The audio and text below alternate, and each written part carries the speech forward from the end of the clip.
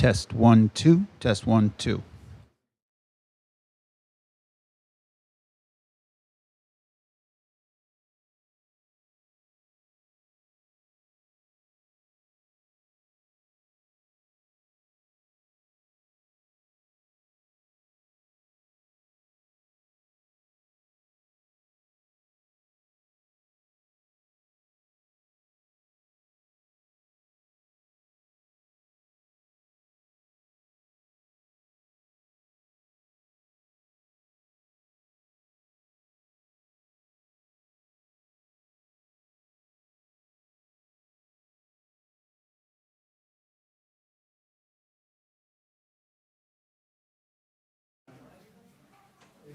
Two. Test 1, 2.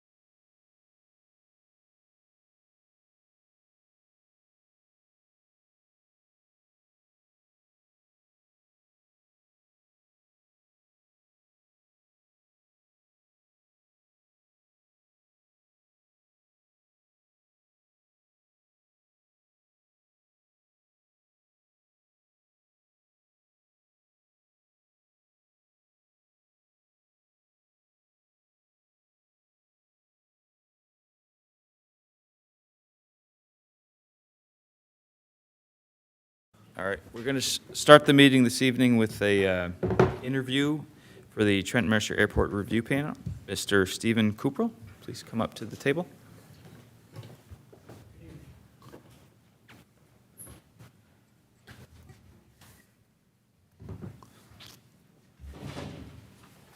Hi. Hi. Thanks for giving me the opportunity to interview. Thanks for coming up. Appreciate it. So normally how we do these interviews, we'll try to be relatively brief, but give you an opportunity to introduce yourself and why you'd like to be part of the, in this case, the Airport Review Panel.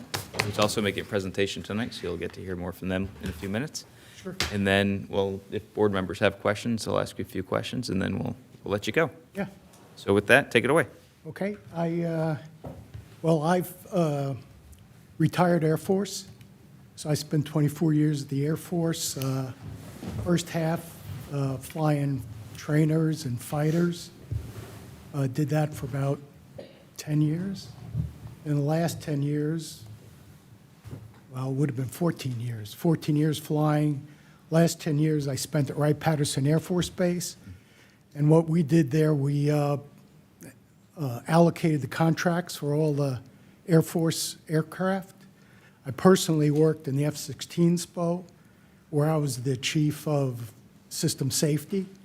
And we investigated all, or we conducted all the investigations of all the F-16 accidents worldwide for both our European allies, or maybe former European allies, our European allies and American aircraft. And after that, I went to C-17 program office, and I was personally involved with the first flight of the C-17 out at Long Beach. It flew from Long Beach to Edwards Air Force Base. So I've got like 3,000 hours of flight time, 24 years of service in the Air Force, retired as a lieutenant colonel at Wright-Patterson. And from there, I moved here, been living in Lower Bucks since 1999, over Twig Lane, over by Stony Hill and Oxford Valley Road, that area. Mm-hmm. And I want to be able to serve my community and be able to do what I do best. One of the things I do best is not only know about aircraft and flying, but I'm also a project manager, which is the second half of my career, which I spent most times at the FDA managing IT projects for them. For 13 years I did that. Okay. And that's about all I really have to say, unless you got questions. Yeah, I'm sure. Yeah. Well, first of all, thank you for your service, for putting It's in that my much honor. time with the service of our country. I'll just pass it down the board. Mr. McCartney, did you have any? I didn't have any questions. Your credentials are amazing, and thank you for Thank you. coming in and applying for it. Yeah. Mr. Lewis? I'd like to echo Supervisor McCartney's comments as well. So it's always nice to have somebody with the level of experience that you have. Are you in an area where you directly have the flights over you? Or do you experience? No. Okay, good. I mean, the only thing That's- I have is helicopters come by during the day, but Okay. Other than- Yeah, no, it's good to have a mix of folks and to have some different perspectives, so I appreciate that. The way this typically works is if you stay here for the meeting at the end, there'll be a vote. Okay. And I'm not going to say with metaphysical certitude, but it should be good. That's not a phrase we often use. Supervisor Blindy, did you have any questions? Yes, so thank you, as my fellow board members have said. I'm not sure if you've had a chance to attend any meeting. I've been fortunate enough to be working with that group for a little over a year now, and I have to admit that I can't say I recognize your face, but that's probably my issue, not yours. But if you haven't had a chance, you can catch them on YouTube, and we have. Raise your hand. Come on. They're right back there. They'd love to tell you what they do and what they've been working on. So I think it would be great, because I do really appreciate your service as the United States and as a pilot. It's cool stuff. I have a joke with my brother that all planes are C-130, so I can't tell him that I met you, because that would ruin that whole line for me.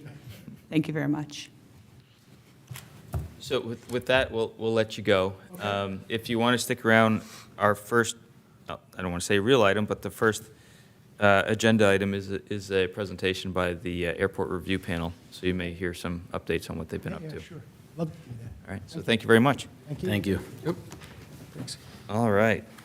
With that, I will officially call this February 19th, 2025 meeting of the Board of Supervisors of Lower Makefield Township to order, and I'll ask that you please join us in the Pledge of Allegiance.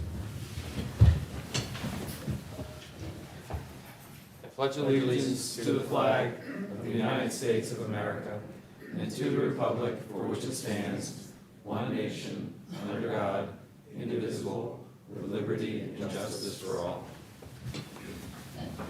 All right.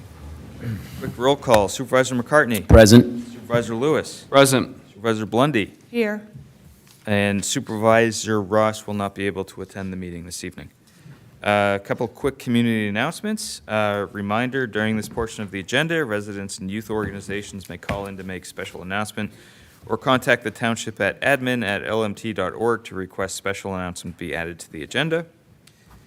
The Yardley Farmers Market will be at the Community Center, 1550 Oxford Valley Road, the first and third Saturdays of every month until April 2025, from 10 a.m. to 12 p.m. Any supervisors have any items they'd like to add to the announcements this evening? All right, moving right along. Let's see. This next one, public comment on non-agenda items. So if you have a public comment unrelated to those items that are on the agenda, this is where you can come up and ask those questions. If there's something on the agenda that you'd like to comment on, we ask that you wait till that time. So if you have a Sal Bress, resident of Lower Makefield Township. Yeah. Before you, I put a sheet of picture. This is your, I'm going to ask the supervisors if you can tell me what you see on that picture. is that a Connex box in front? No, he just told me. What does it look like to you? Looks like a shipping container to me. Shipping container or Connex box? Yeah. Yeah, shipping container, yeah. Mine was flipped over and had a picture of a car and said, draw what you think is a poem here, but now that I'm on the right side, I'm going to go with them. That side. So none of you said that it was a shed. The township is calling it a shed. So about 6 months ago, I noticed that a neighbor had put this shipping container beside his house. I thought it was temporary. I thought maybe they're moving something in and out. And at the end of 6 months, the township issued a violation notice saying a shipping container needs a permit and it shouldn't be there for longer than 30 days. At the end of 30 days, it was still there. When I inquired why, they said, well, we're going to call it a shed. And because it's a shed, it's allowed. It meets all the easement requirements, setback requirements, et cetera. And a permit was issued. It's an eyesore. I brought it up to Mr. Majewski. He admits it's an eyesore. But apparently it's okay with the township because it's a shed. So can I ask our solicitor or even our manager a question? Our definition of shed in either our ordinance or other guidance ordinances, would a shipping container, or what I would have also referred to as a Connex box, which is often storage during projects, industrial projects, is that something that meets the definition of shed in our ordinance, or is that something you need to review to respond to? I haven't reviewed it in depth, but my understanding is that there is really no definition of what a shed is in our zoning ordinance. As far as, Yeah, the zoning ordinance actually references it as a residential accessory structure. And again, there's nothing that, establishes what constitutes a residential accessory structure in in the ordinance. So it is not, I don't think it's clearly It's defined. not that defined. descriptive. As far as material, size, et cetera. Yeah, so Aesthetic. there's nothing, yeah, there's no specificities in our ordinance. So it's really just the setback and Correct. It's, potentially height issue too? yeah, you would have to look at, those are the two important, yes. Location, as far as setbacks are concerned, height, et cetera, yes. Does this particular item and this may be a follow-up with our township manager, so we can get more into the details. Well, I've had meetings with the township manager, was very polite, kind, in meeting with me.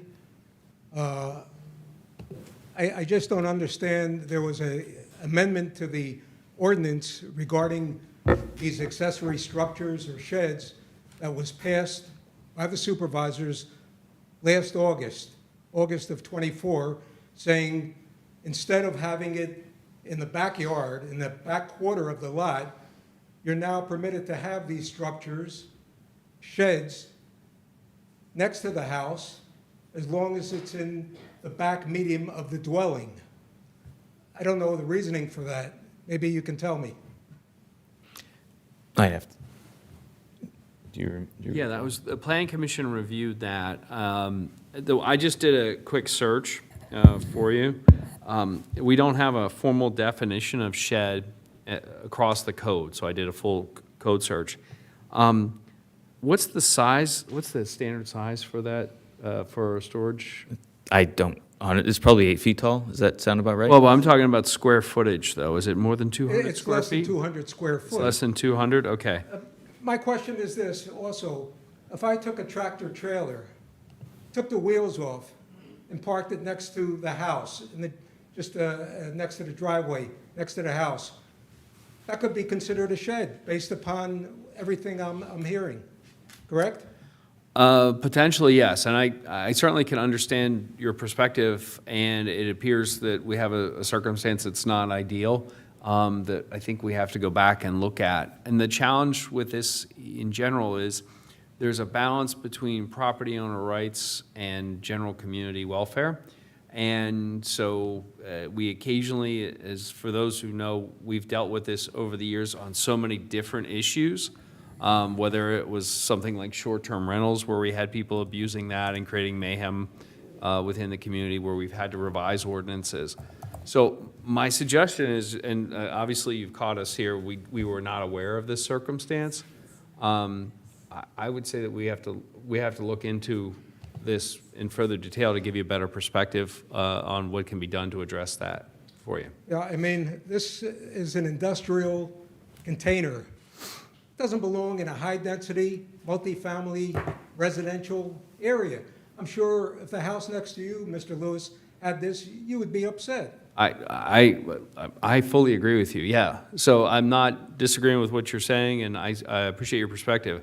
And it, a lot of times we have to deal with stuff where the law isn't perfectly drafted, and we need to go back and look at that, and we look at the process around the approval for this, because,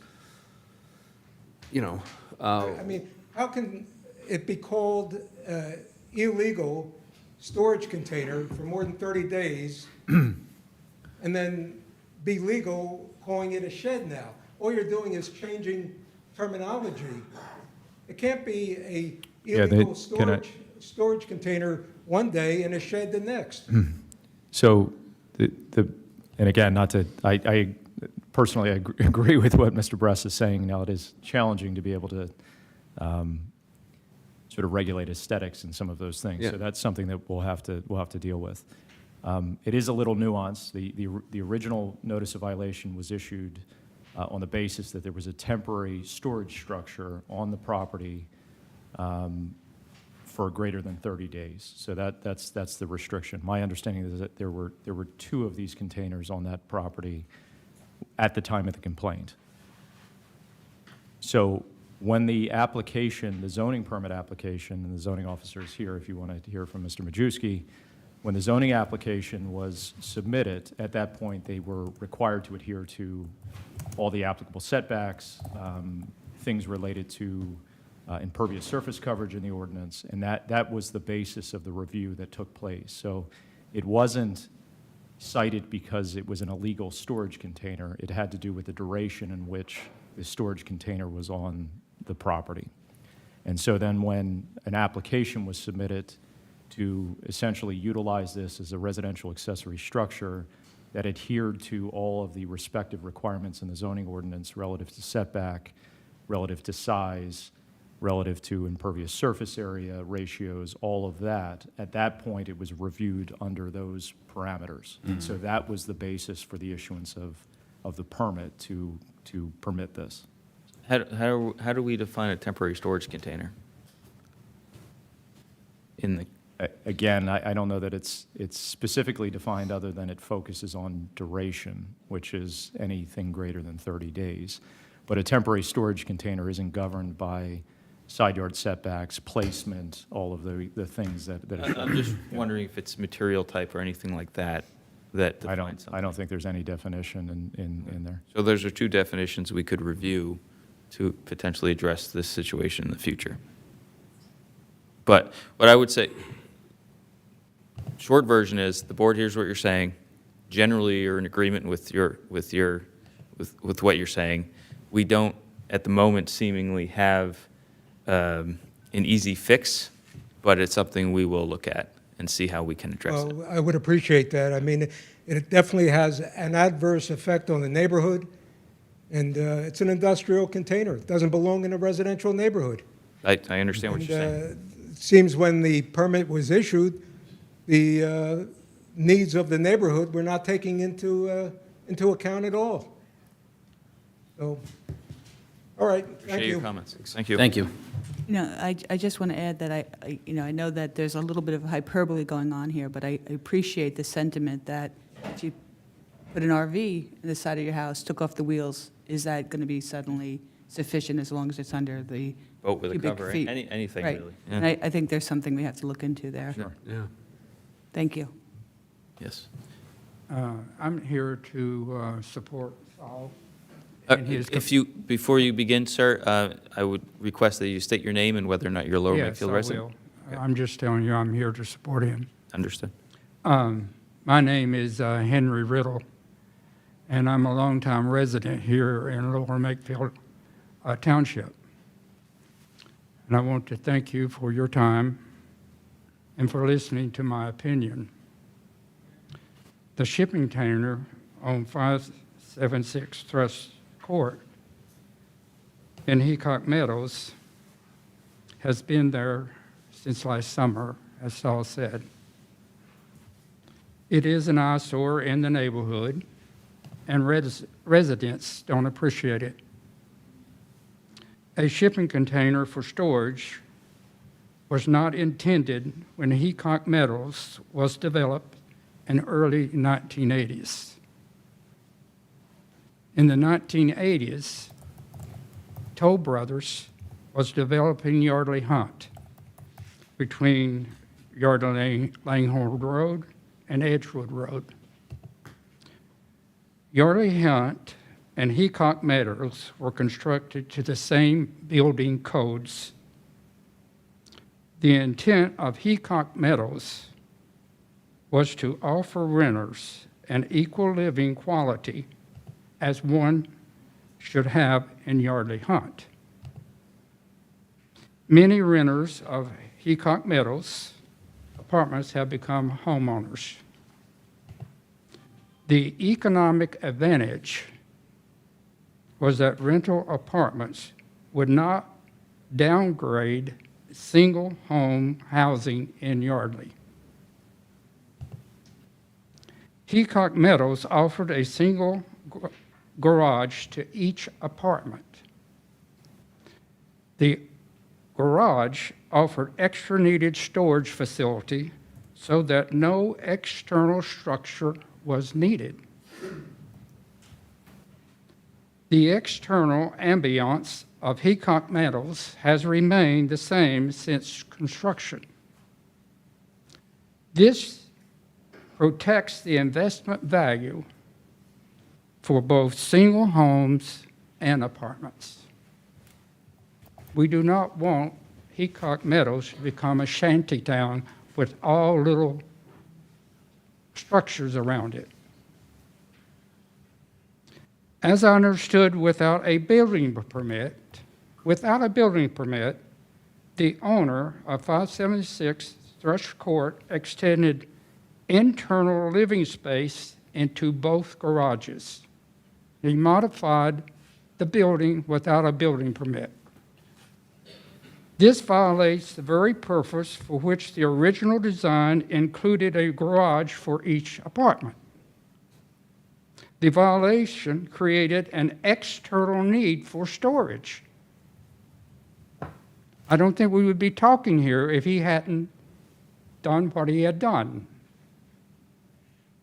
My hope is that this board will want Heacock Meadows to keep its external ambiance for the benefit of the Yardley and Lower Makefield residents. Thank you again for listening to my opinion. Thank you. Thank you.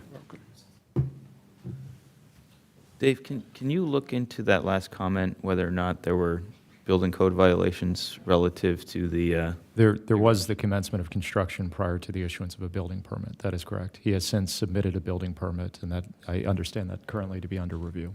okay. Hey, how you doing? Steve Hulse. I'm a neighbor of Saul, and he had asked me to give some comments because he knows I'm a real estate appraiser. And I just wanted to say in the situation, like all of you, the first thing he showed me was a cargo container. I think everybody can agree on that. I don't think anybody looked at it and said it's a shed.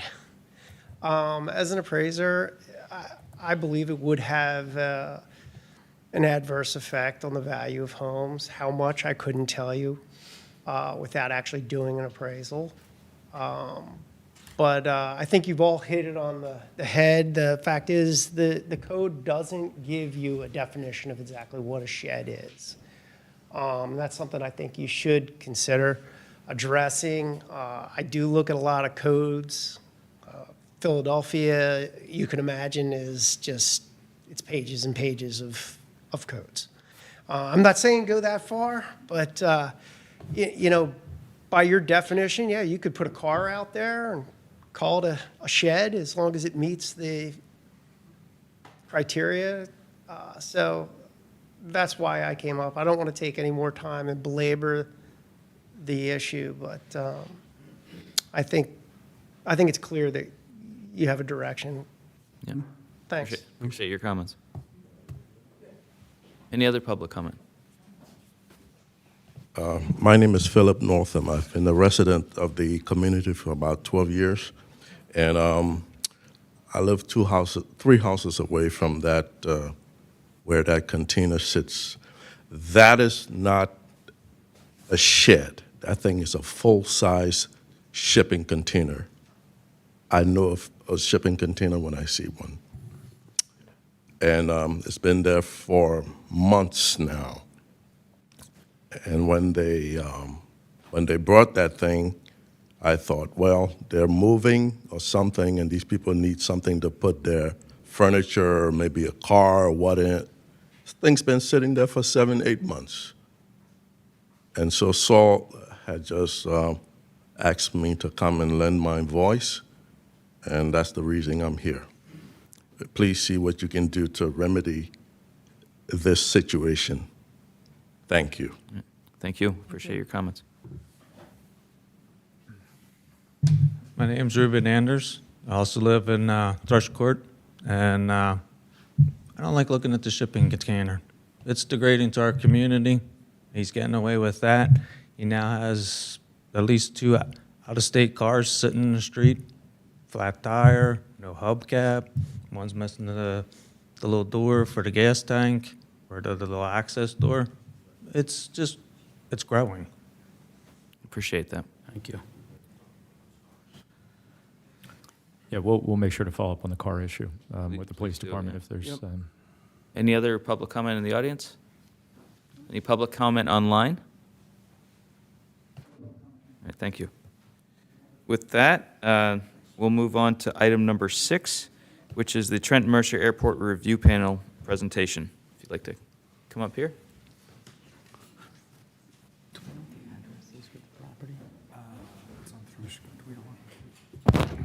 Do you know what the? As advertised. Welcome, gentlemen. Thank you. So, there've been a lot of developments. over at Richard, the if you could, airport. sorry, if you could move the mic a little closer to your mouth, that'd be Got appreciated. it. Okay, is that better? Much better. Okay, so there have been a lot of developments at the airport that are beyond what we've talked about before about the airport terminal, and we just thought it was time to bring that up and bring it to your attention and the public's attention. I'll just take a moment to talk about background because there may be a lot of people who aren't familiar with what's happened with the airport over the last few years, some years. But the panel, we were started in 2017, and just to basically keep track of things going on at the airport, coordinate with other community members in New Jersey and PA, and make recommendations to you guys, and that's what we're doing here. So there's been a history of distrust with the Trenton Airport for a couple reasons. I'll just give you a couple examples so we keep this short. But for example, we learned that they have been destroying complaint records for years, both written, email, and voicemails. And when New Jersey citizens would go to their politicians and say, we had these complaints about the airport noise, the politicians would go to the airport and the airport would say, we have no records of any problems. But that's because they were destroying the records, and we learned this through an Oprah request. So it was actually a process they did. They also have, for years, done lots of small projects to get away from having a coherent plan that would have required more environmental assessment. And they would get categorical exclusions for things they would call repairs, when the repair meant they were digging up grass and laying cement to get something new built. Okay, so there's been distrust built over the years. In 2006, they were trying to expand their terminal to 40,000. They had two options, 40,000 square feet and 64,000 square feet. And the FAA told them at that time that if they went to 40,000, they would get an approval, but if they wanted to go as large as 64,000, they'd need to do an EIS. And so they just ended up not going forward with that project. But in 2017, with this new master plan, they have a $200 million program they're planning to expand the terminal, not to 40,000, but to 125,000 square feet and double the number of gates. We figured this obviously is going to require the EIS. They submitted an EA, then they met with the FAA in a closed-door session for a couple days. They came out with their environmental assessment and said, we see no reason to expect a growth in airport traffic because of this $200 million investment we're making. Okay, so it's like, well, that's a little hard to believe. A lot of politicians, this board, Santosiero, Fitzpatrick, others have written into the FAA to say, we don't agree with this, we think this is not true. FAA rubber stamped it, and that's where we stand. So the attempt to push back with a challenge of the FONSI to say it was not complying with NEPA was basically just thrown out of court, and the FAA was cited as being the experts in the field, and so we had no basis to challenge the experts. So that's just a little bit of the history on it.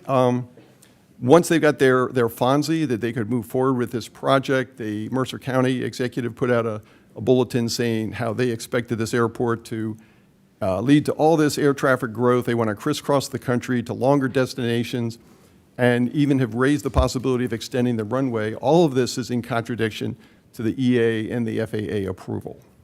That's it for the background. So what's going on that concerns us is, first off, and we've discussed this before, and I know, Dan, you helped write one of the letters about the PFAS contamination concerns, so I know you're familiar with this. But for decades, the airport has been using PFAS. They've sprayed it as a weed killer. They've poured it on their different parts of the grounds as part of training. And they're sitting next to a Superfund site at the Naval Air Warfare Center, which has known pollution from PFAS chemicals there. The civil airports and military bases are the main sources of where these contaminations have occurred. In consulting with an industry expert, they recommended a site-wide PFAS investigation be done to look at all the sites where construction might be done. We don't believe that has been done. I'll talk more about that in a second, but be aware that there are multiple soil disturbing projects going on. They're building the new fire station. That project has started. They've done one of the taxiways. And, these projects have not had any kind of site survey for whether they're disturbing pollution. This is a concern of us because the airport is feeding tributaries. They come right to the Delaware. That affects our water supply. It affects the water supply of everybody downstream from us. The New Jersey DEP, we think, has been very lax. In fact, the whole structure of how they do the site remediation is almost purposefully lax. They have granted permits now, just in January, for the new terminal construction, and the permit makes no reference to the known PFAS contaminations at the site. We really believe before issuing that permit, they should have identified where the contaminants were and made up a plan for disposing of that contaminated soil before they would grant the permit. Okay, so the way this works is New Jersey DEP basically tasks Mercer County to run the site remediation project. Mercer County tasks TTN to run it. So the site remediation project is being basically run by TTN. Do you agree with that, Dan? Or you look like you're... No, I'm assuming they hired a licensed site remediation professional through New Jersey's program for that, Yes. which is also known as an LSRP. Right, the LSRP is working for... The county. For the the county, but for TTN, is directing they're doing the on-the-ground management of that project. So we have tried to ask where they've sampled, what they're doing, but it's been completely quiet in terms of getting any kind of response.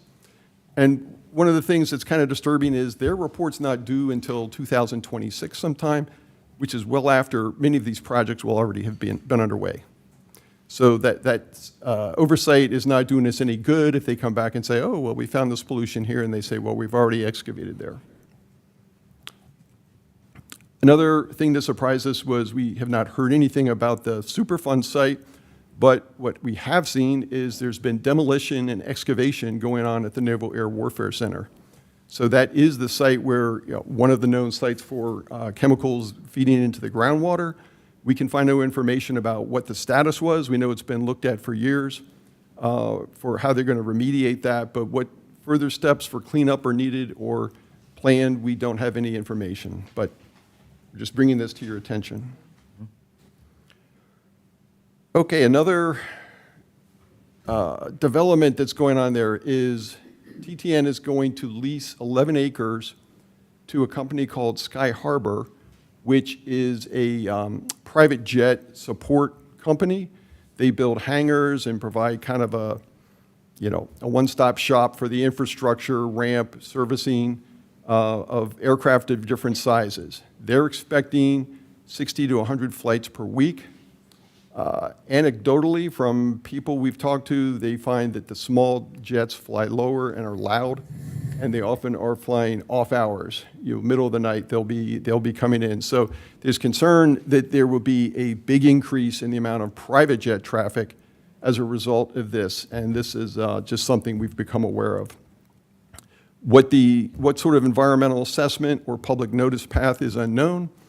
They have a tendency to put out something as a CADX with a very limited time window for trying to make a public response. And so we're concerned that this will sort of just be dropped on the community and there's not time to respond to what could be a very significant addition to the air traffic. Okay, another one that we became aware of is New Jersey has a law providing tax credits for developers in certain cities that are deemed government-restricted municipalities. And there's a series of criteria that they have to pass to qualify for this, and Ewing does not meet those criteria at all. But New Jersey put in a special provision specifically for TTN to provide tax incentives to develop commercial projects on the airport property. And they even said they want this to predominantly be used for warehouse distribution or fulfillment centers. If you look up fulfillment center, it takes you to the Amazon website and says, let us tell you about all our fulfillment centers. So for a developer to qualify for this, they're going to have to come in and give $10 million for environmental remediation costs. That's written into the provision. What the $10 million is, what remediation they're doing, we don't know.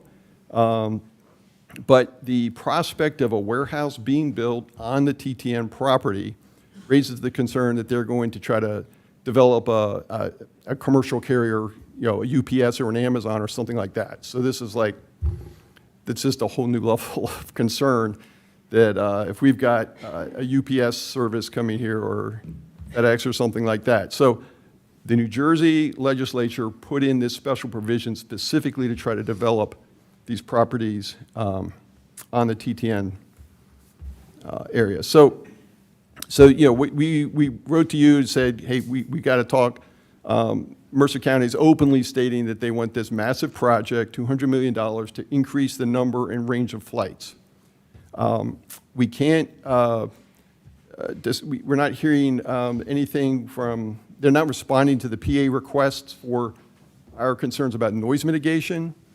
I know Mr. Lewis wrote a very thorough and non-confrontational letter asking for them to consider this and all the reasons they should, and it's not going to cost them anything, and I think it was just crickets. I don't think we ever heard back from that, just like any other communication we've tried to have with them. If they're adding private jet hangars, that's going to increase traffic. If they build a warehouse specifically to handle that kind of carrier, then that's a big concern. The air school there also is planning a large expansion. And from many neighbors, I've heard they're most bothered by the low-flying training school planes because they fly low, they fly repeatedly, and that's what some people say, well, that's what bothers me more than the big planes. But everybody's got their own concern. But between the PFAS and these new projects that are coming on, we've got a lot of concerns. We're going to need help, I think more help from you guys, and to talk to our other officials. Kyle Melander's still very interested in this and wants to help. Just talked to him today. So we think it's going to be more than just a couple citizens calling over there. We're going to need a more active voice from you guys, maybe joining forces with other PA, state, and federal officials to go to their counterparts and say, what's going on? And if we could get PA DEP to coordinate with New Jersey DEP to do a site survey before they start these construction projects, I think we need to do that to protect our own drinking water. So that's the update. Appreciate it. That's a lot of work you've been doing over the last several years, not just last week. Yeah. So appreciate all the time putting this together. Any immediate questions from any board members they'd like to ask? Not offhand. I will say I did follow up on, and by the way, getting me to write a nice letter, because I can sometimes be sarcastic, it's very hard. But I called repeatedly to Mercer County, emailed, and never got a follow-up. Like, it was just a straight no response, nothing. I emailed politely, called nicely. Yeah, it's very frustrating. And, that was last year's letter. I think it was October was a follow-up letter to keep on it. So it's a challenge for us to make sure that, we're able to push back on them. And we are fortunate that, and I won't pull them out from the crowd, we do have representatives from Senator Cero's office here. They've been active with this a long time. We've been on that one. I think this is a case where we have to kind of think creatively of, options that we have in terms of, follow-up, because I think nothing's changed on all the electeds on the Pennsylvania side, regardless of party, right? We've all been saying the same thing over and over again, and we haven't been able to get traction. Yeah, just for folks watching at home or listening here, I mean, historically, I think Senator Cero has pulled a group together to meet and kind of organize a response to some of these actions, letter writing campaigns, votes, other things.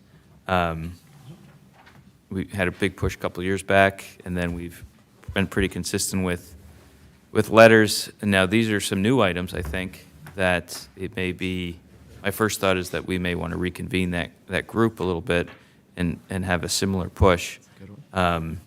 You know, I was just, as you're talking, I did a little Googling to see recent articles, and the groundbreaking for the fire station had, how many elected officials were there on the Jersey side of the county, Congress, and local mayors. So it's not a small hill to climb by any means, as you know, but I think those of us in our region at the state, federal, and local level, as Supervisor Lewis said, are willing to put in the elbow grease to Great. try and hold them accountable, with your help, of course. But, All right, thank you. you know, thank you.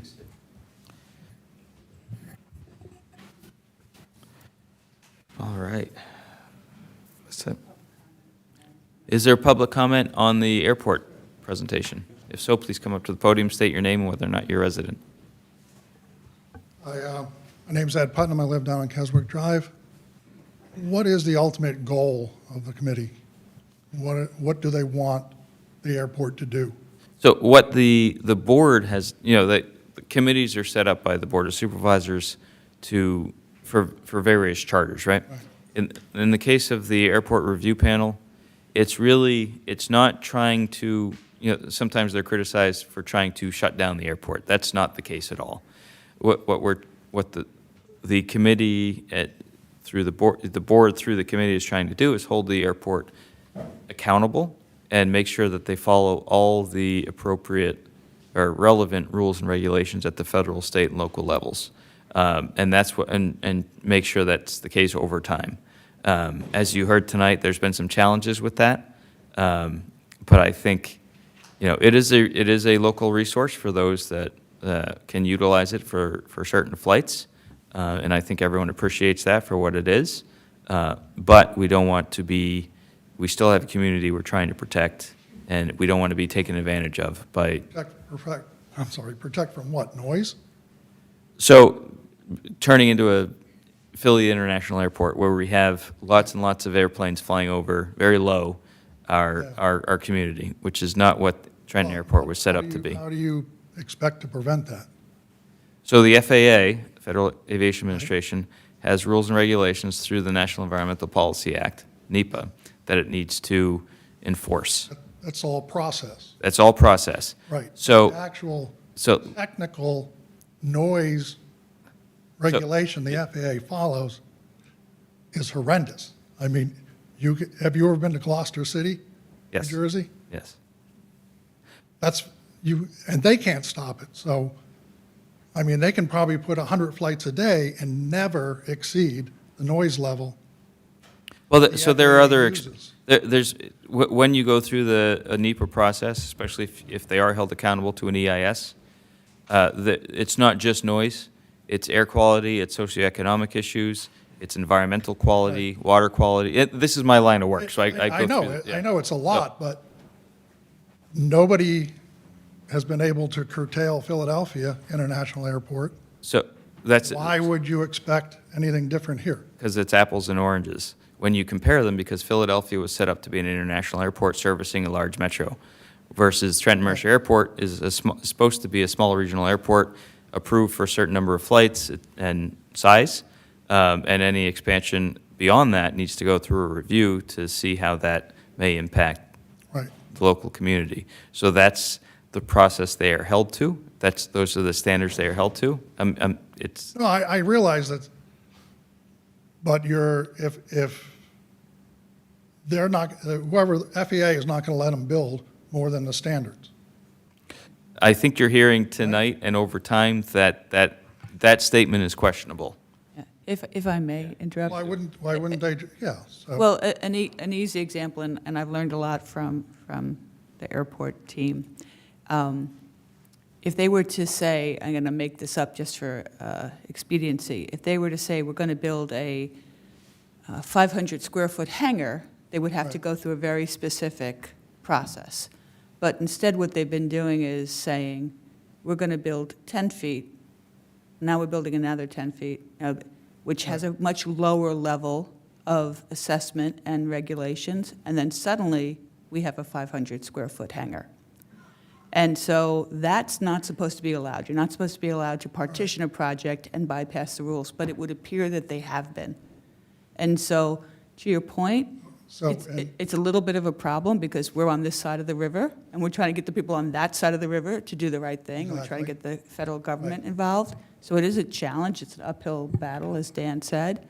But these residents, your neighbors, are willing to try to hold them to the rules, and we support that. And along those Okay, so- lines, though, but, I mean, ultimately, what is the size of a regional airport? How big can a regional airport be? but hold on, ultimately, but up until and prior to this point, community, the residents have banded together and have sued and have won in court multiple times. Won what? Huh? What have you won? Well, that proof that Mercer County didn't follow the law in prior circumstances. There's been a number of cases over the year. However, the legal option is no longer viable for us, isn't leading the outcomes that we're looking for. So we are trying additional options. The other element to this too is there are a series of collaborative approaches we can do with noise mitigation. And it's not just rerouting the flights, although they do all come over Lower Makefield Township, and they could be routed differently for both incoming and outgoing to spread out the noise over a broader community. There's a lot of things that can be done along those lines that are not, in the long run, that expensive or any expense at all. And we're trying to get that. Didn't they try that? They had, every flight took off in a different direction? No. They've been non-responsive. We've had very specific recommendations from one of our panel members is an airline pilot. Right. And he delineated very specific recommendations of what they could do and what he routinely does when he flies out of airports. And TTN has not responded. So we want to try to pressure that. Okay.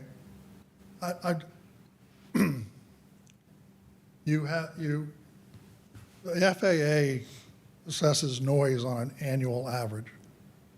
It's a daily average. The what? It's a daily average. Even a daily average. 65 decibels All right. for so- day-night average.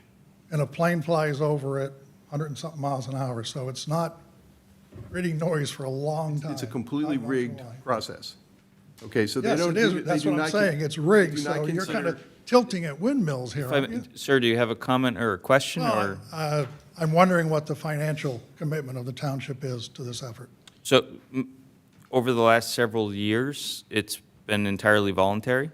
Okay. Writing technical, because we have members of the board and the community that, as Mr.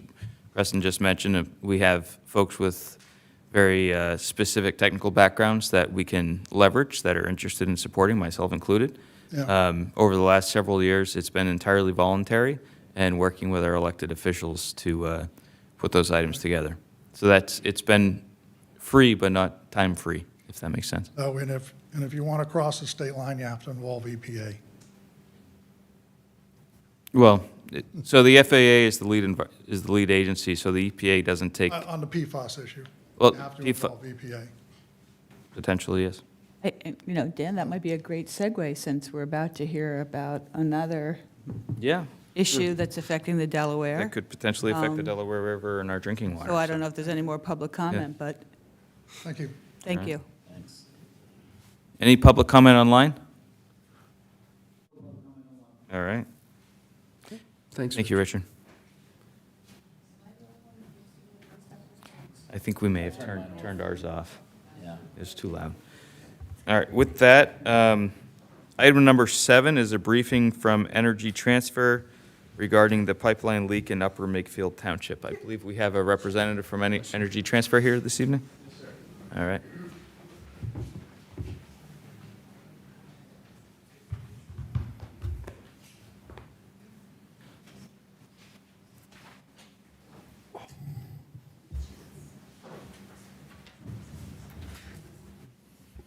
Can you guys hear me okay? Yes, we can. Okay. It's more, we want to make sure he can hear you okay in the back there. We'll tell you if Yes, you We'll can. Okay. He'll flash the light at me, and I'll tell you to put the mic closer to you. He yells at me all the time for the same thing. So just I'm not going to do much of a setup. I'm going to let you give your, I'll say presentation, but let us know what's going on. But I think most people here tonight are interested in the events surrounding the pipeline leak in Upper Makefield Township. Sure. That is really right on the border of Lower Makefield Township. We haven't really gotten much of a summary ourselves. We have several residents that are very concerned that may or are impacted. So we've asked Energy Transfer here tonight to present basically what happened, what's going on right now, and what the plan is for the future. Sure. After my thought is give you an opportunity to present, update, however you want to tell us about it. We'll give the board an opportunity to ask some questions, make a few comments, whatever it may be, and then I'm sure there's people here that have some public comment and questions. Sure. That I'll open it up for that as well. So we want to make sure we get everything included. I know, and this may be the first of a couple meetings, depending on what we hear tonight and follow up. I certainly want to hear more about where we go. So with that, I'll let you get to it. If you have any questions for us along the way, feel free to ask. But please introduce yourself and let us know what's going on. Sure. Yeah. My name is Joe Massaro. I am with Energy Transfer. I'm in our public affairs team. I've been very heavily involved in Upper Makefield in our response to the leak that we had. And I know David and I have spoken, and I provided him updates that we've shared with Upper Makefield and the community at large. So I guess just to kind of level set on the issue and what occurred, I'll kind of walk you through that, and then go into kind of what we're doing about it and the long-term look here. So this potentially this goes back to 2023. We received a well water complaint from a resident in that area. At that time, we performed an investigative dig within our right-of-way, and a water sample was completed from that complaint. At the time, the water sample came back non-detect for hydrocarbons, and the investigative dig yielded no results, so that investigation was subsequently closed. Fast forward to January of this year, several well complaints came into our hotline. The well complaints that came in were for hydrocarbon odors in the residents' homes. Again, that's in the Mountain Air neighborhood. Energy Transfer investigated the area where a 14-inch refined products pipeline traverses that neighborhood, and we did discover a leak on the pipeline. During the investigation, the pipeline was shut down. The area where the pipeline leak occurred was repaired. That section of pipe was cut out, and a new section of hydro-tested pipe was installed. The section of pipe that was cut out was sent away for investigation to determine the nature of the failure on that section of pipe. Since the incident, and under the oversight of the Pipeline and Hazardous Materials Safety Administration, Energy Transfer operations personnel have been investigating previously repaired sections along the pipeline. And let me go back because I missed this. The section of pipe where the leak occurred, it was a former repair. So it was an area that previously had an issue, and clearly another issue occurred. So because of that, we investigated along the entire pipeline, any areas where we had former repairs. I just want to say none of those areas are in Lower Makefield Township. To date, that investigation has yielded no results for other issues on the pipeline. Apparently, as you turn, what's that red light mean? It's a solid red light. That usually means, blinking means he can't hear you. Okay. Oh, okay. All right. Hold that call. We'll hold that Sorry, one. sir. No problem. So, as a response to this, we are working with Upper Makefield Township, Pennsylvania Department of Environmental Protection, and PHMSA, Pipeline Hazardous Materials Safety Administration, and elected officials to right the wrong. This involves providing bottled water to anyone that requests it, sampling of everyone's water well within the neighborhood and beyond as requested, providing POET or point of entry filtration systems to anyone within the neighborhood that requests it. We have also set up a response trailer at the corner of Darlington Road and Mount Air. The address is 1798 Darlington Road. This is in Lower Makefield Township, around the border. This response trailer is staffed during normal business hours. Community members can come receive bottled water and receive resources as we work to make things right in the community. So in terms of water sampling, as of 4 p.m. on Monday, February 17th, our independent environmental consultants have performed 188 water samples in the area, which now includes some second-round tests. We have received results for 115 of those. The number of homes where hydrocarbons have been detected above statewide health standards remain at 6. This number has remained consistent since the leak was discovered on January 31st. So just more specifically about Lower Makefield. In Lower Makefield, we have received 24 water well sample requests. 21 of these have been completed to date. 20 are awaiting results, and 1 came back so far non-detect for hydrocarbons. We have 3 more scheduled to be completed tomorrow. To date, our independent contractor has installed 6 POET systems. So again, that's the point of entry filtration systems on 6 different homes within the Mount Air neighborhood. And 8 additional systems were installed by landowners' own contractor and reimbursed by Energy Transfer. Just want to go through some community resources that we've set up. So we have set up an email where residents can email us, and we'll respond to those emails. I think we've received over 100 of those and replied to 106 to date, I believe. So again, questions, concerns that come in, we are addressing those. That email is uppermakefieldresponse@energytransfer.com. We've also set up a 24/7 community hotline that's staffed by a person, again, 24/7. Where landowners and residents can call. You can get information there about the issue. You can request your water well to be sampled, and you'll get added to a list. You can also call that and request to get a POET system installed at your home. And that number is 877-397-3383.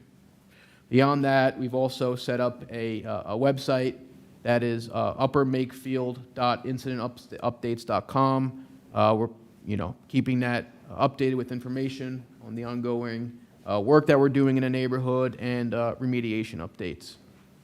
Beyond that, we've also had several public meetings. We have another one scheduled for next Thursday, August 27th, at the Sol Finestone Elementary School. I think I recognize a number of folks from the room here that attended that. The previous ones, that is, feel free to come to this one. That's at 7:30. And then if you are interested in watching the other meetings we've had, they are available on the Upper Makefield website, and we're working to get those on our website as well. And at those again, me being here, I wanted to provide an update to the township.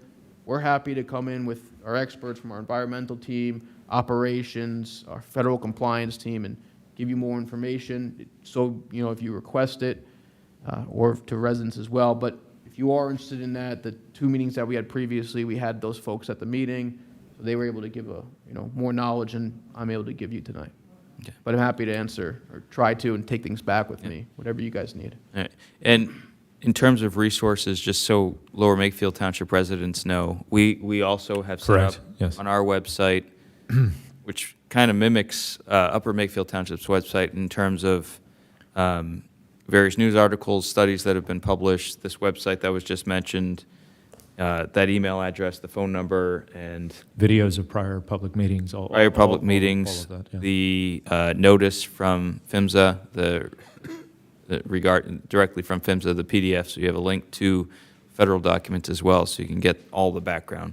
And we also, Mr. Kratzer and I met with the representative from the Pennsylvania DEP earlier today to get information from their end and to request that we be included in all correspondence moving forward so that we can also keep up to speed on all this stuff, as we do have residents that very well could be directly affected if based on how we move forward. So, and we're also happy to continue to provide the updates that we send out. We would absolutely request that. If not, I'll even say demand that. Not a problem. Been doing it already. I understand. So for Lower Makefield Township residents, you can go to the lmt.org. It's on the front page. There's a big banner. There's a big thing that says energy transfer on it. I'm looking at it right now, so you can keep up to speed.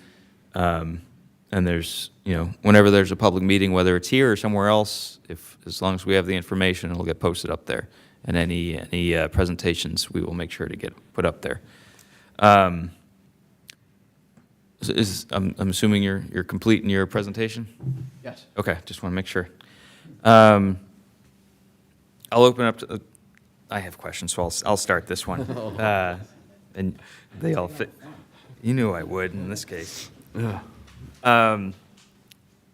So in terms of the pipeline itself, the original pipeline was built in the mid-50s, I understand? 1956. 1956 with, in the 90s, there were some issues with dents, from what I understand, and there were some sleeves installed or some liners installed. Is that correct? Yeah, that's correct. That's part of the investigation that we've been doing. So any of the sleeves that were previously installed or any areas where we had to make repairs on the line have been investigated. And that's how extensive? Any line that was built in the 50s over time, right? It's going to have issues for integrity issues. So the liner is not something that's just in a couple spots. It's probably quite extensive. Is that your statement? There were multiple repairs on that pipeline. Yes. Okay. As long as you maintain a pipeline, its lifespan should be indefinite. I'm very familiar with the pipeline industry. Yeah. Now, my understanding, just from reading the PHMSA notice, it was I believe it was a concrete line pipe. There's concrete encased potentially, or there's cement around it, or no? I can't speak to that. Okay. I just haven't read that fully, and I haven't been briefed on it, so I can't. Okay, so that's what's in there. Then I'll throw a few things out there. If you know it, that's fine. It has cathodic protection. Yes. Which is common with pipes. Yes, sir. And it has the sleeves. I understand that it also has technology in the pipe that is supposed to notify the operator if there's some sort of break or leak or damage to the pipe. Based on that report, it sounds like that technology was not functioning properly. Do you have any more information about that? I don't have any more information. Still an ongoing investigation. Okay. Yeah. So one of the things I'm very interested in in the future is to see how that particular issue will be addressed, because that's your first line of defense. Pipelines are underground. You don't see once the contamination hits the water, then it's been going on for a while, right? So you want to be able to know it as soon as there is a potential issue, that it can notify you so you can get out there, do your integrity digs, whether it's your 30, 60, 90s that the DOT requires, and get it fixed before it makes it into the soil and into the water, right? So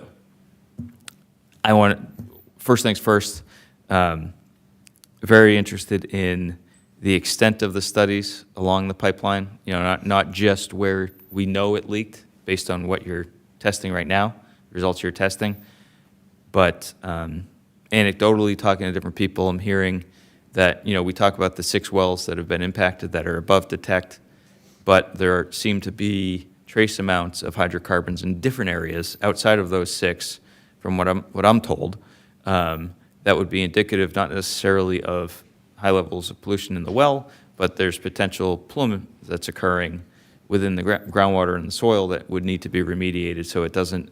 It's not always just the water people are concerned about. Obviously, that's number one, because that's people's drinking water, but also what it does to the environment and the soils. So I want to understand the sampling plan that will map the plume, both, and when I talk about it, I talk 4D, so 3D from a spatial perspective as well as time, because plumes move, they migrate. In this case, I see a watershed map on the one website that's been set up, but I don't see an aquifer map. So I would love to see an aquifer map to see what elevation these wells are at, what's above and below the wells, to see if it's potential for any of this pollution to migrate up or down, and then to see, we're hearing about potential positive tests in the area between the canal and the river, which is very concerning, because the Delaware River is the drinking water supply for us and much of the Philadelphia region. so that if it hits the river, that's going to be a really big concern. I don't know that it's done that. I'm not claiming that it has, so I'm not trying to do any scare tactics here. But we want to understand the potential for that to occur, and then how we prevent that. And, if we need to involve PA Water, PA American Water, that's our local water supplier, and they have an intake at the Delaware River. Some of us are on groundwater wells that PA Water owns, but they're not in close proximity. But I would highly recommend reaching out to PA Water to get them involved in this too, to see if they need to do any additional testing to protect the rest of our water supplies. Let's see. Do you mind if, just real quick? Go ahead. So I know, again, an ongoing investigation. So this week, out on site, we have a third-party geological company that they're doing some resistivity surveys of the area. We're doing also downhole geophysics of some of the water wells, again, to understand, movement of water there and map that area out. So there are things we're working on actively. So my understanding in talking to the DEP is that you've hired a consulting firm that with hydrogeologists, geologists, et cetera, to do that on your dime, but they're contracted to you, so they're not necessarily an independent party, but you have directed them to do the work. That's correct. We're not doing it in-house. It's a third-party contractor. Okay. But contracted directly to you rather than picked by somebody else, but paid for We are by you. paying for it, yes, for them to do the work. Absolutely. Right. No, what I'm saying is the DEP or the residents or the township or someone else has not chosen the consultant. Energy Transfer has. As far as I know, that's we've chosen the consultant, yes. Understood. I'm not trying to get you or anything like that. No, I just want to understand the that's relationship. And then, how far up and down the line are you planning to do your integrity tests? And when you talk about testing the pipe, are you running a smart pig into the pipe with a camera? Are you daylighting pipes? Are you able to get underneath them so you can see them, like actually put eyes on them? Or So we run smart pigs on regular frequency, per regulations, from PHMSA. If you're talking about the investigative digs, we are investigating every single repair that's been made on this pipeline, from where it originates to Newark Airport. How many miles is that about, would you guess? Approximately 120. Okay. And most recent project along the pipe, was it I think you had an HDD underneath the Delaware River in the last... Yeah, that was the couple years? Jacobs Creek relocation project. Okay. How'd that go? And that was, how long of a stretch of pipe was that? I would need to get back to you on that. Okay. And I can do that. I'm curious about the interconnection to the existing pipe, right? So putting a new pipe and connecting it to a 1956 vintage pipe. I'm not a materials engineer, but when you think about connecting old and new, there's always concerns there. So I'm wondering if there's any issues with that connection. If you found if you sampled that area where there's... Yeah, we have. So where the connection was, it's Oakdale Avenue in Upper Makefield Township. I was out there beginning of last week. We sampled homeowners that were right across from where that HDD was. So it's directly across 111 Oakdale Avenue, which was directly across from where the pipe connection happened. They got their well results back at the end of last week, and they came back non-detect. Okay. Now, have you had any samples, in the regulatory world, we talk about non-detect versus, below or above drinking water standards and other standards for that matter. But sometimes you may get some other level besides that. Have you gotten any, outside of those 6 that have come back essentially positive in a negative way, I guess, are there others within the wells that you've tested that have come back below drinking water standards but still detect? My understanding is we have had some wells like that, yes. Okay. Have you sampled the groundwater and soils around there yet? I would need to check with our third-party contractor who's handling that sampling. Right. And the reason I say that is if there is material hydrocarbons in the soil and groundwater, it may eventually make its way into the well. so you may get different levels later. So you want to see what it is over time. So I'd like to see, again, where that plume may be. And that's why we're doing our second round of testing now, and we're continuing to do that. Now, when you're in the wells, are you seeing, oil and water don't mix kind of thing? Are you seeing any wells that have had large amounts of hydrocarbons, like in there, that have separated to? We have had a few wells that had free flow product on top of their water, yes. Okay. Anything noticeable from a vegetation perspective where you may have dead vegetation or anything because of? Not that I'm aware of. Okay. Now, I did hear that that your company may have purchased a few homes or has offers out on a few homes because, can you shed some light on why that is? Yeah, sure. So just to level set, we did purchase one home, and that contract did go through, I think, either this week or last week. And I believe we have approached one other landowner. I don't know where that stands. I'm not privy to all of that. But what I will tell you is that in order to remediate the issue here, to fix it permanently at some point, we needed to purchase a home. So at that home, it's on Spencer Road. Right now we pulled the pump from his well. We're doing downhole geophysics, and the long-term plan is to, put a recovery well on that property to recover product from the subsurface. So it's unfortunately it's part of the long-term plan here to fix this. Okay. Now, was that done because it was they couldn't use the well at some point? It wouldn't. I don't want to say it wouldn't be habitable, but their water supply would be impacted for too long, or is it because you were putting a well there and it would just take up a lot of space and that was an It's issue? right in the middle of the neighborhood. It's a good location for a remediation well. Okay. A recovery well, I should say. Okay.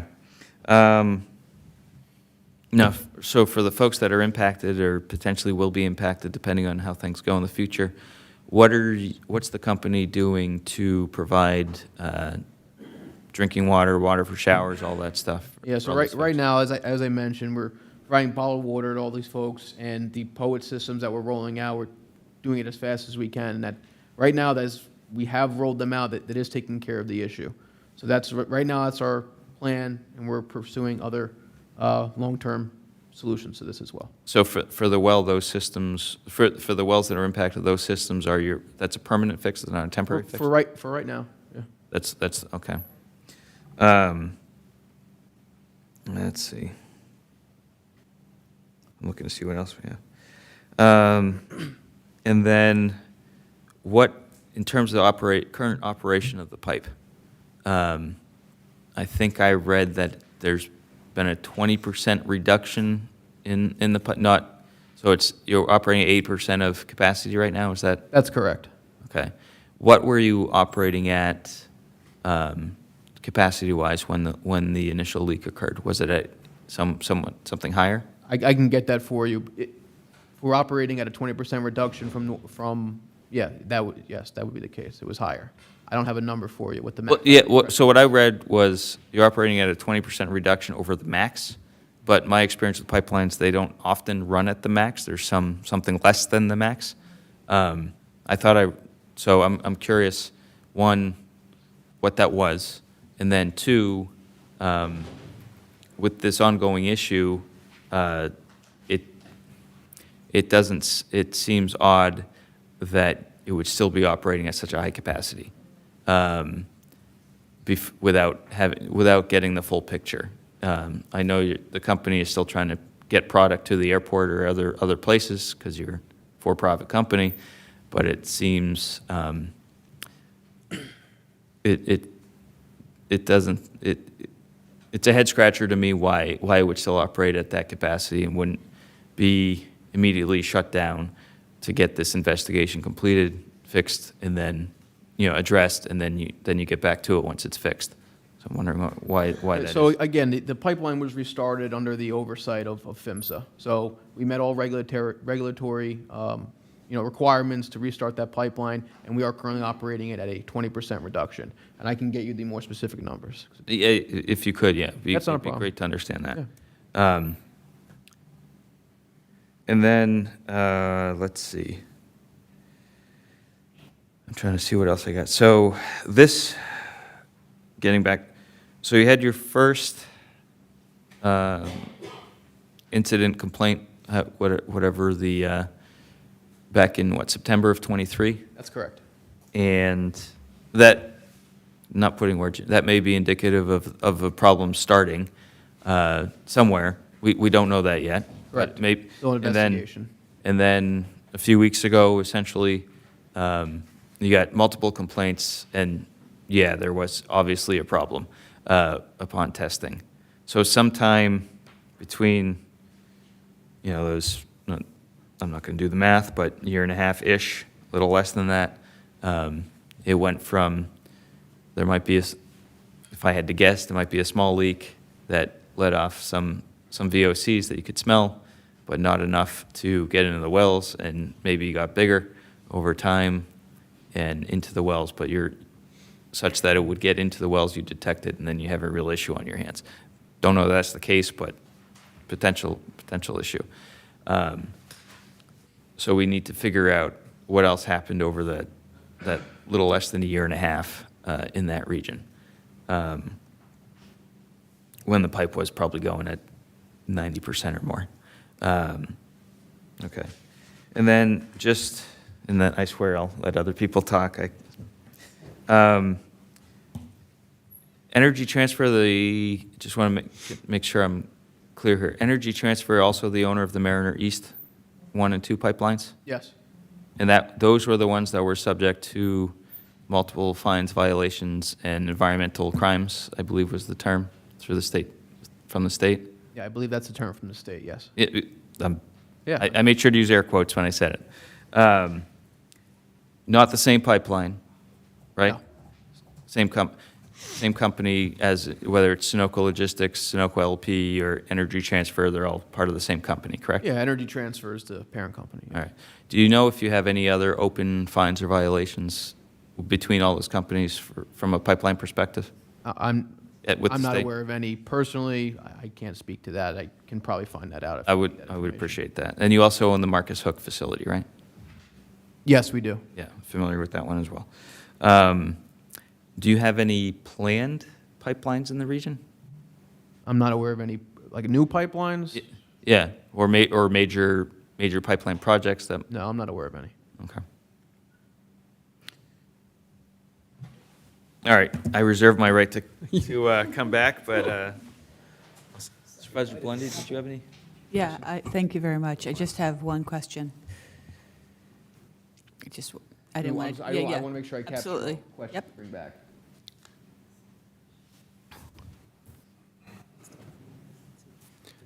Yeah.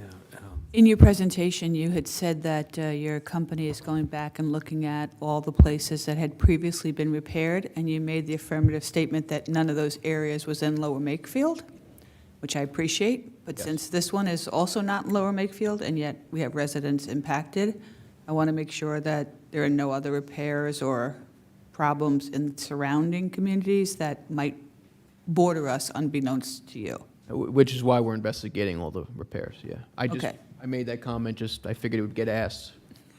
So you've completed the investigation for Lower Makefield, we're okay, but you're doing the rest of the pipeline, so there could be things that still impact our residents, but we just don't know yet because you haven't completed that full investigation. Is that what you're saying? What I'm saying is that there are other repairs that have been previously made on the pipeline, and we are investigating every single one of those repairs. And to date, again, under the oversight of PHMSA, we have had no issues. Yeah. No issues have been found. Yeah, I'm sorry, I might have made it bigger than I meant to. All I really care about is Bucks County. I mean, I care about everybody else too, but I really care about Bucks County. So, Understood. we would be particularly interested in hearing as soon as possible if there were any other areas that had been repaired adjacent to the township and the results of that. Well, what I can tell you is that in Bucks County, those sleeves have been investigated and there are no issues. Thank you. You're welcome. If I can follow, you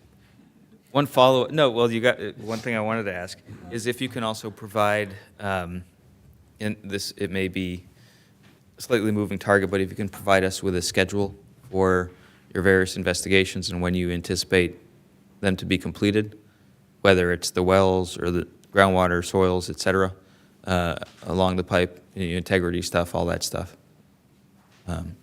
Obviously, as you learn more. Just so I can understand, a schedule for water well sampling? Is that what I didn't? Soup to nuts, water well, soils, groundwater, pipe testing. Sure, I can see what we can do. Yeah. And then the schedule for the remedial action plan as that develops. Obviously, that's informed by the testing and may change, but just want to be aware. All right. So I'll start with the September 2023 initial complaint. When that was received, did you inform Upper Makefield's government in any way, shape, or form when that occurred? I believe they were informed about regarding an investigative dig, yes. Okay. And did that also occur in 2024? That Upper Makefield staff was involved? Yes. Okay. My understanding, and this may be a disconnect between the staff of Upper Makefield and the supervisors, but that they were not informed until January 31st. And you wouldn't necessarily know the answer to that. But the one question I have is, you're aware that the Mount Airy Road is the dividing line between Upper and Lower Makefield, right? I am, yes. Okay, and you're probably aware that there are 275 homes that are within 150 feet of the pipeline within Lower Makefield. Okay, so all of the folks of that cohort, there are 11 that have wells. Each of those folks with a well, they're eligible for free testing, correct? That's correct. Okay. If they've outlaid money within the last, say, month for testing, you'll reimburse that? I can take a look at it, sure. Okay. Just, again, I'm just curious. And all of those 11 well owners would be eligible for the carbon filtration system? Again, one woman in here has gotten her well tested, and I'll go back through the numbers in Lower Makefield. So we've had 24 people reach out to get well water samples. Okay.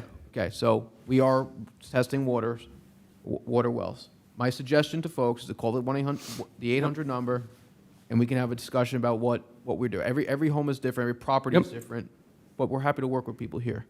Excellent. We're trying to make this right. So. Along those lines, then, you'll give our township manager the list of all the Lower Makefield people that have requested, who have reached out to you then, so that we know if there's a concern? I can have my right-of-way folks reach out to those landowners, and if they're comfortable with that, it's something we can consider, yes. Okay. And just for the record, I know we've been giving you a lot of questions today. This entire meeting is being streamed so that you can always go back and go through make sure that you get to all the questions that you haven't been able to answer today. Perfect. So when was the last time you ran a smart pig through the pipeline in the section that is affected? I don't want to misspeak. I don't have that Okay. I can, so that's one of those questions Yeah. we're going to want. And then we're also going to want details about the monitoring process.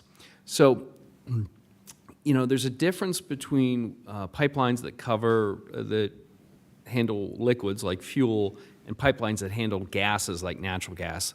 And the processes and the tracking is very different for those.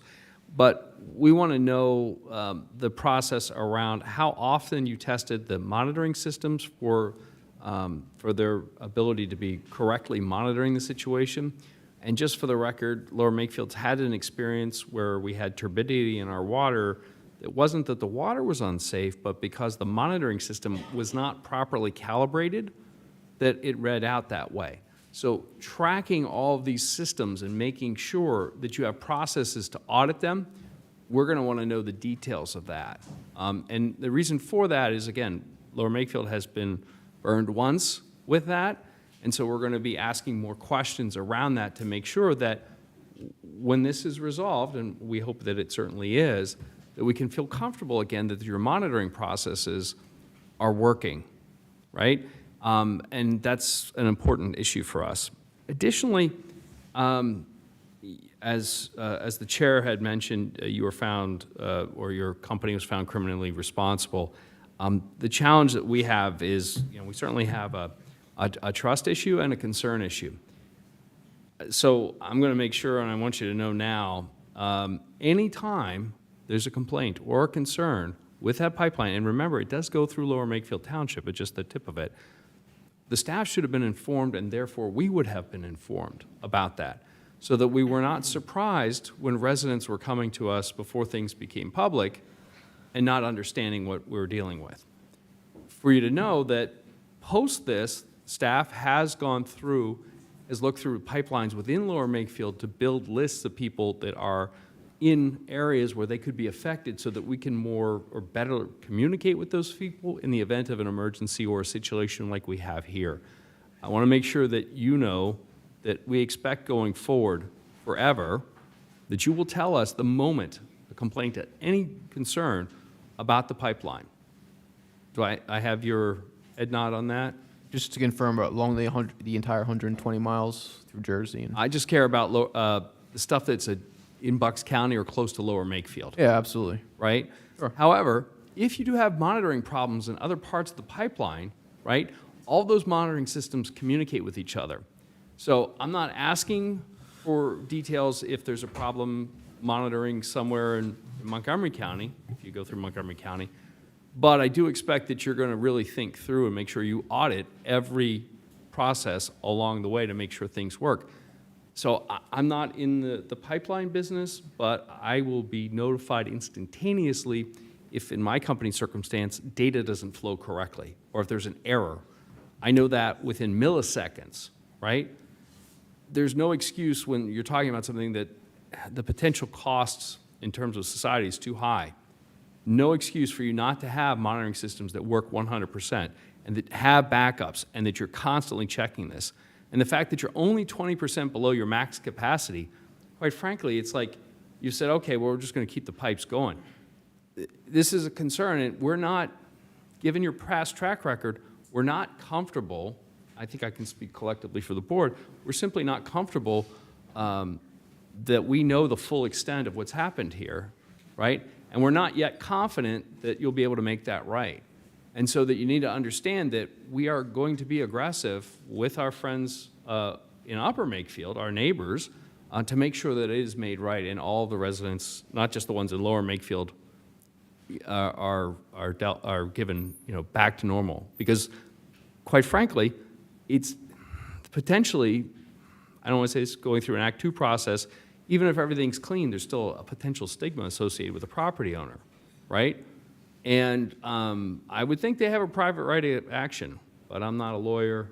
I did take the LSAT, but so that's up to the lawyers, right? So we're going to be very aggressive on this going forward. I just want you to have that as a background here. And I'm still flummoxed that we haven't been able to shut down the whole pipeline and do a full analysis. And I know there's a lot of money you make on that for having that pipeline flowing, but at the end of the day, the costs are going to be a lot higher if you don't fix the problem now. And if you can't get your monitoring systems to work, right? That's where we're a little bit frustrated. And I think, I know that the board probably echoes the concerns of our state representative, Perry Warren, our state senator, Senator Steve Sanacero, and our Congressman Brian Fitzpatrick, who have all asked PIMSA to shut down the pipeline to make sure that everything is working correctly. And it is my understanding that the Secretary of the DOT has spoken with the congressman and was dismissive of shutting down the pipeline. Just so that you know, this isn't East Texas. People here will continually push, right? So I don't think you understand. There's a big difference. I don't know where you're from. Where do you live? You don't mind me asking what county? I live in Philadelphia. Okay. It's very, residents here are determined and they have a certain level of expectation in terms of government performance. That's a pressure they place on all of us. We signed up for it, so we know that going in. As a response, we will be as aggressive or more aggressive with you. So you just need to know that we're going to continually be on you. I don't want to browbeat you too much, but the truth is, this is distressing on many levels. It's not something we should be blindsided by, and that's why we're frustrated. And I'll yield back. My colleagues took so many of my questions and points, but I do still have a couple of questions. Is there any evidence that this was tied into the flood that occurred in that area? No, So there's no evidence to that? no. Okay. The property that you purchased was on 108 Spencer Drive, is that correct? It's on Spencer Drive, yes. Okay. That property was recently purchased last year by the existing homeowner, is that correct? Believe he purchased it in July. And you don't have to disclose, well, it's going to come out in public record. You obviously offered him a lot more than what he just bought the I'm house not for. privy to what was made. Okay. What offer was made. But it'll be in public record at some point. Would PIMSA, however you want to announce that, or announce that, would they have allowed you to keep the pipeline running at the level that you're running it at if you weren't able to secure that house on 108 Spencer? Was that a condition of allowing the pipeline to still run, is setting up a site that's central to that neighborhood to say, we're doing remediation so we can keep the pipeline going? I'm not aware of any condition by federal regulators to purchase a home to keep the pipeline running. Okay. So as far as As far as I know, I mean, that's something that I will write down, and I can get with our environmental compliance team and at least get you an answer. As far as I know, that is not something that exists, no. Okay, I mean, just the, I guess the desperation to buy multiple homes on that street screams to, we have to keep this pipeline going, so we have to present remediation at certain sites. And to me, if you're paying over market for something that was just bought a year ago, there's a reason, right? So you want to keep the pipeline going, so now we have to buy a couple of these houses and say that we're doing remediation, which you are. But in order to meet the standard of the pipeline still flowing, you have to have remediation at certain points. I didn't know if that was if there was any correlation, or if you could speak to that. If you can ask somebody, that would be great. What I can speak to is that we had a leak on one of our pipelines. In order to fully remediate this and make it right, which is what we are trying to do, and we will not leave until we do it, we need to purchase a home on that street. Purchase a home on that street, and we are actively working to remediate this. That is what we are doing. Okay. To John's point, you know, we saw the stigma of what a shipping container could do to residential values. Do you guys have in place a plan if you're not able to stop the spread of contamination throughout this neighborhood to address, you know, buyouts or some type of compensation to other neighbors in this community that are being affected by this? Right now, we're not aware that the contamination, as you say, or product is moving like that.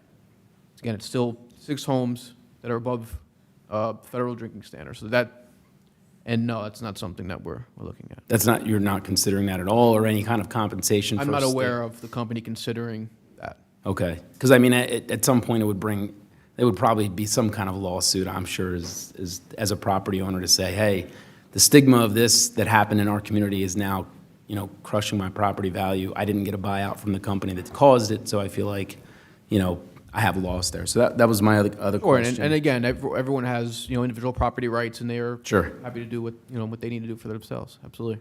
So besides the check system that you're doing right, besides wells, I mean, unfortunately, checking wells is like going to a fire after the house burnt down, right? It's too late. You're checking a thing that's already being affected by the incident. So to John's point, what other, because without somebody calling it to you guys from the well standpoint, how would you have noticed that you were losing thousands of gallons of jet fuel for almost 18 months? Again, we're still under it's an active investigation, trying to understand that. And yes, this is a response to an accident that happened, yes.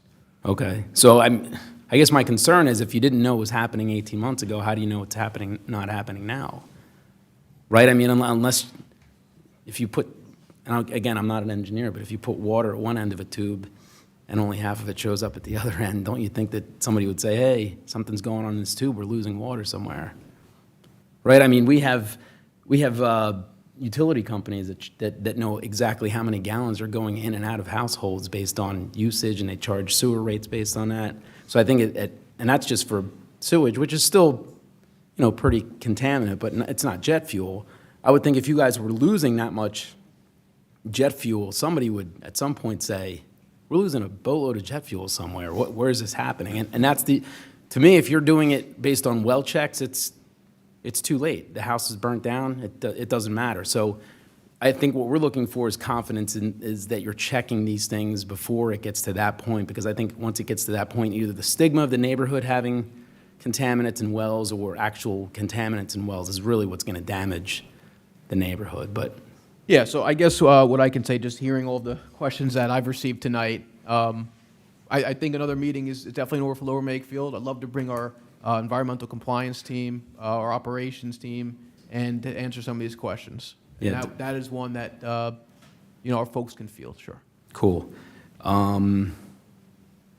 I think that's all I had. When you're testing, obviously, and again, I'm not a scientist, so I don't know, you're testing you're testing wells, where do you test the entire well from top to bottom? How does that work? Talking about when we take a water well sample, Correct. we don't take it. When our third-party, Yeah. independent company takes those. Yeah. I've been tailing them, meeting with landowners. From what I've seen, they take, they pop the well cap. It's a visual inspection. The wells are sometimes bailed depending on where they are in the process of it. And then typically another sample is taken at the point of entry in the home and then from the faucets. Okay. Pretty comprehensive.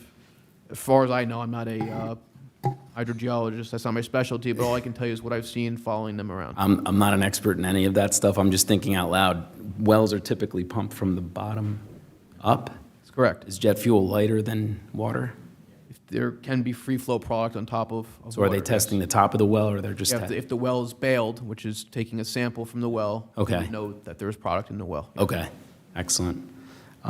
That's all I had. Thank you. You said, are they not bailing all the wells that they're testing, or are they just? They are. individual- It just depends on where they are in the process of testing that home. I'm sorry, I did have one other question. Go for it. So I looked at this pipeline. Somebody gave me this cool map where you can actually see where it comes down. Oddly enough, it makes a very interesting turn directly in this neighborhood. Do you know why it was routed that way? I mean, it's an aggressive, almost like a 45-degree angle, where most pipelines are supposed to be meant to be run straight. But right at this neighborhood, specifically right at, let me pull it back up. Right at Glenwood Drive, right around that bend there, it appears it bends right at that same, do you know when that was done? If it was done initially in 56, or was it part of the rebuild? Was it part of an easement with the neighborhood? I can ask and see if I can find out. I don't have an answer to that Okay. now. Because I mean, like anything, if you have a bend in a pipe, that's typically where you're going to find issues, right? I don't think that's accurate, no. But It's not, I so don't there's think not so. joints there at that, I don't know how that pipe was installed. I can't answer that. okay. That was all I had. It's not Thanks. uncommon for a pipe to take a turn like that. Okay. Thank you. I'm sorry, I just have to clarify something. This whole bailing thing is kind of, I'm from Queens, we don't have wells. So are you saying that the process would be that the well would be bailed out, emptied, and that water's tested? No, what I'm Okay. saying, I'm not, the company who's doing it is GES. I'm not part of the company. Again, I'm only speaking, and maybe I shouldn't even, but I'm speaking to what I've seen. Okay. Hailing them around. So when I say bailed or using a bailer, they pop the well cap and a long, it's almost, envision like a bucket that you put down, but it's a long skinny tube, and they take a sample, of the water. It's a bailer is what they call that. Okay. There's a chorus behind you that has some concerns about the way you're describing it, but I'm sure they will have their chance to talk about what they're concerned about. So thank you for that. Yep. And one more, I guess, question and comment, and this is actually not directly related to this situation. But, we have, in Lower Makefield, we have this pipeline. We have a Williams Transco natural gas pipeline not that far away. We have a railroad that has, other products being carried by rail through the middle of town. So one of our concerns, really, generally, is emergency management in case of something catastrophic.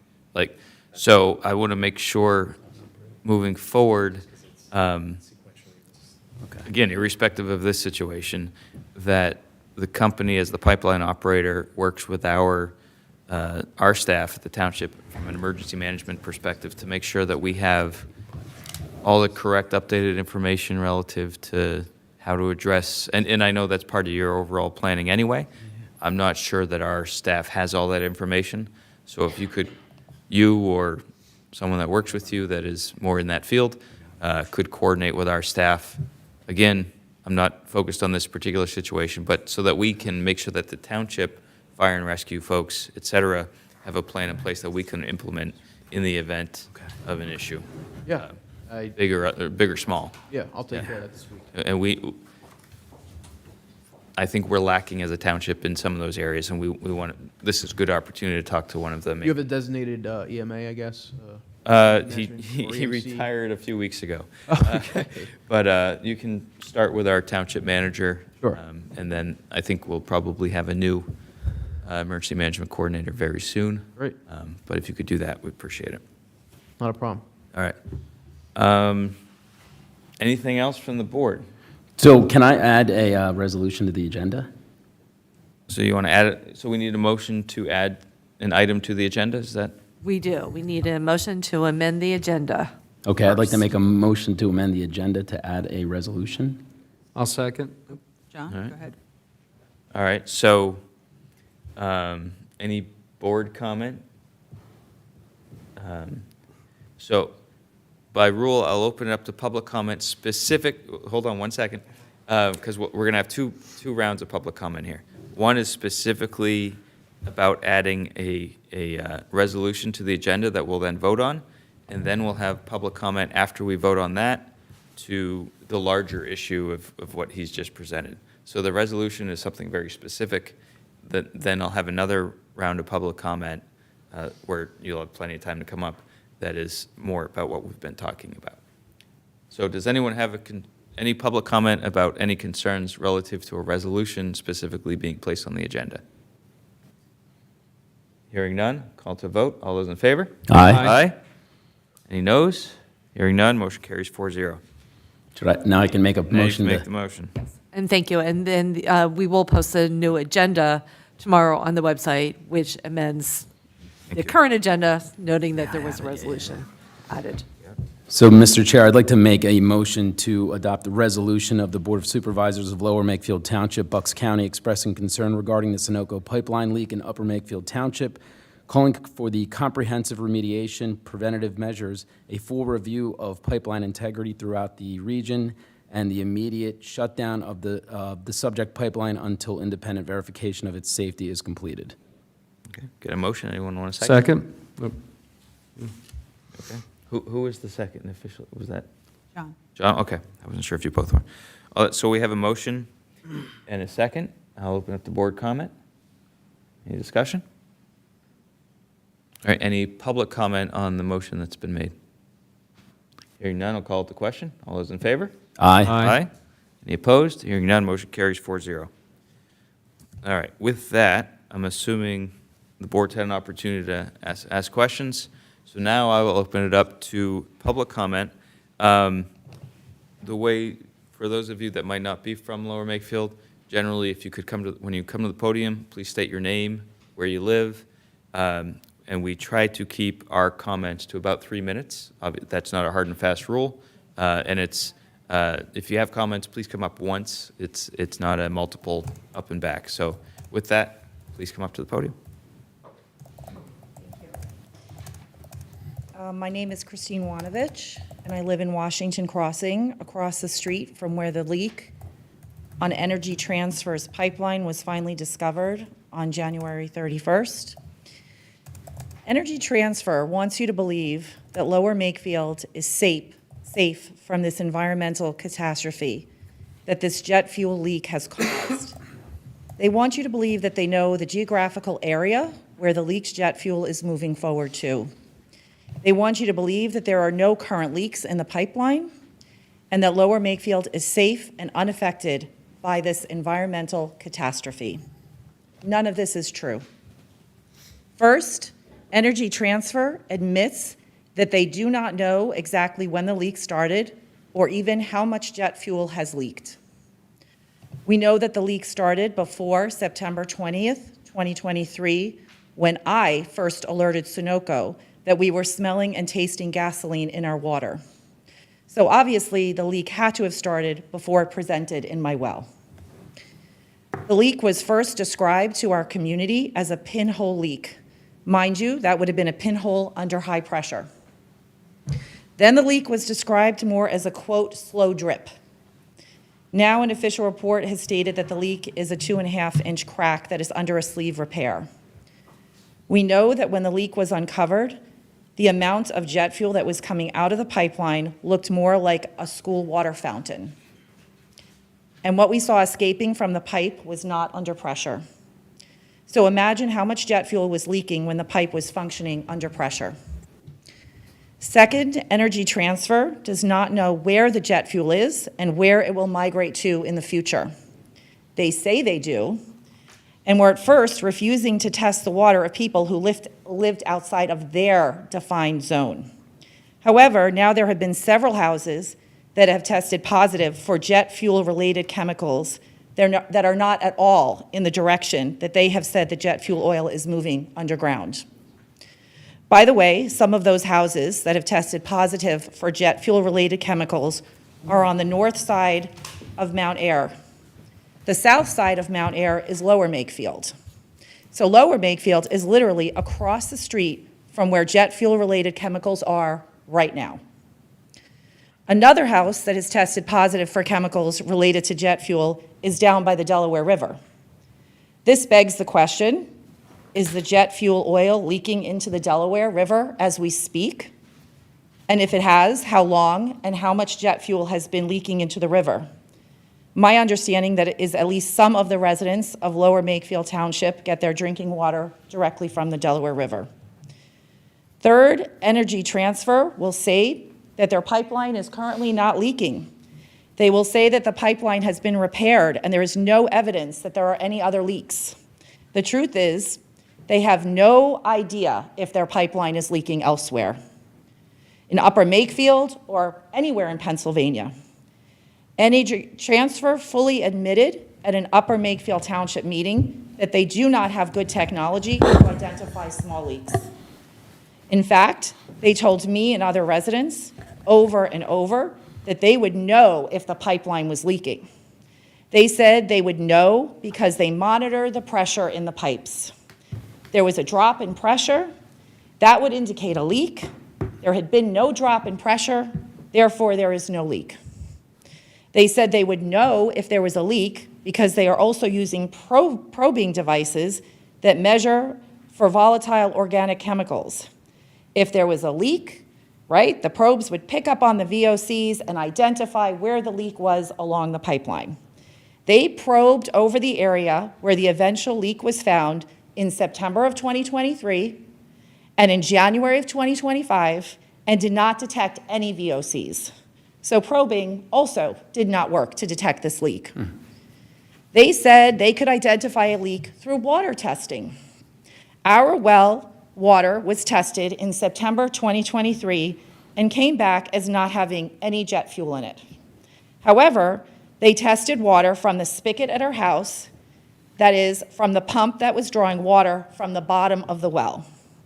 Energy Transfer never opened our well or directly sampled water from the top of the water column in our well. Now we know that jet fuel is lighter than water and would flow to the top of the well. When they finally opened our well after they had a confirmed leak, there was 12.35 feet of jet fuel at the top of our well. It had been gathering there since September, at least since September 2023. This phenomenon of water that is clearly contaminated, testing clean, happened again just last week. A family's water results came back clean, even though their well tested contaminated. Energy Transfer said that they could tell if their pipeline was leaking because they do flyovers and look for dead vegetation. There was no dead vegetation around this leak. So all their methods, pressure monitoring, probing, water testing, and flyovers, did not work to detect this leak. The only reason they even looked for the leak at all was because DEP forced them to. They were adamant there was no leak.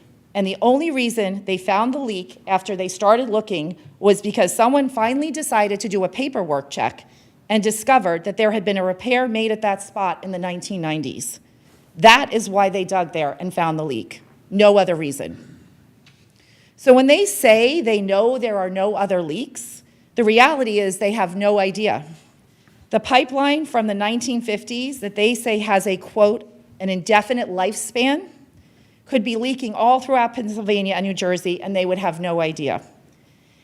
In fact, if our neighborhood was on public water and did not have wells, who knows how long the pipeline would continue leaking? So when Energy Transfer says to you that Lower Makefield is unaffected by the jet fuel that has already leaked out of their pipeline, do not believe them. When Energy Transfer says to you that there are no leaks in the pipeline, don't believe them because they don't know. The pipeline was up and running 2 days after the leak was found. It was turned on before there was any understanding of the scope of the leak, and there is still no understanding of how many gallons and where it is. It was turned on knowing they have no idea if there are any other leaks in that pipeline that was made in the 1950s. That pipeline should be shut down and completely updated and replaced using modern technology throughout Upper Makefield and all of Pennsylvania and New Jersey. And just a few comments that people talked about here. So there was my complaint in 2023. Then there were 3 other houses that complained in 2024. Those were not reported to PHMSA. So PHMSA only knew about my house's report. My house tested positive for VOCs. That was the reason why they said, you know, case closed, no VOCs. That's not true.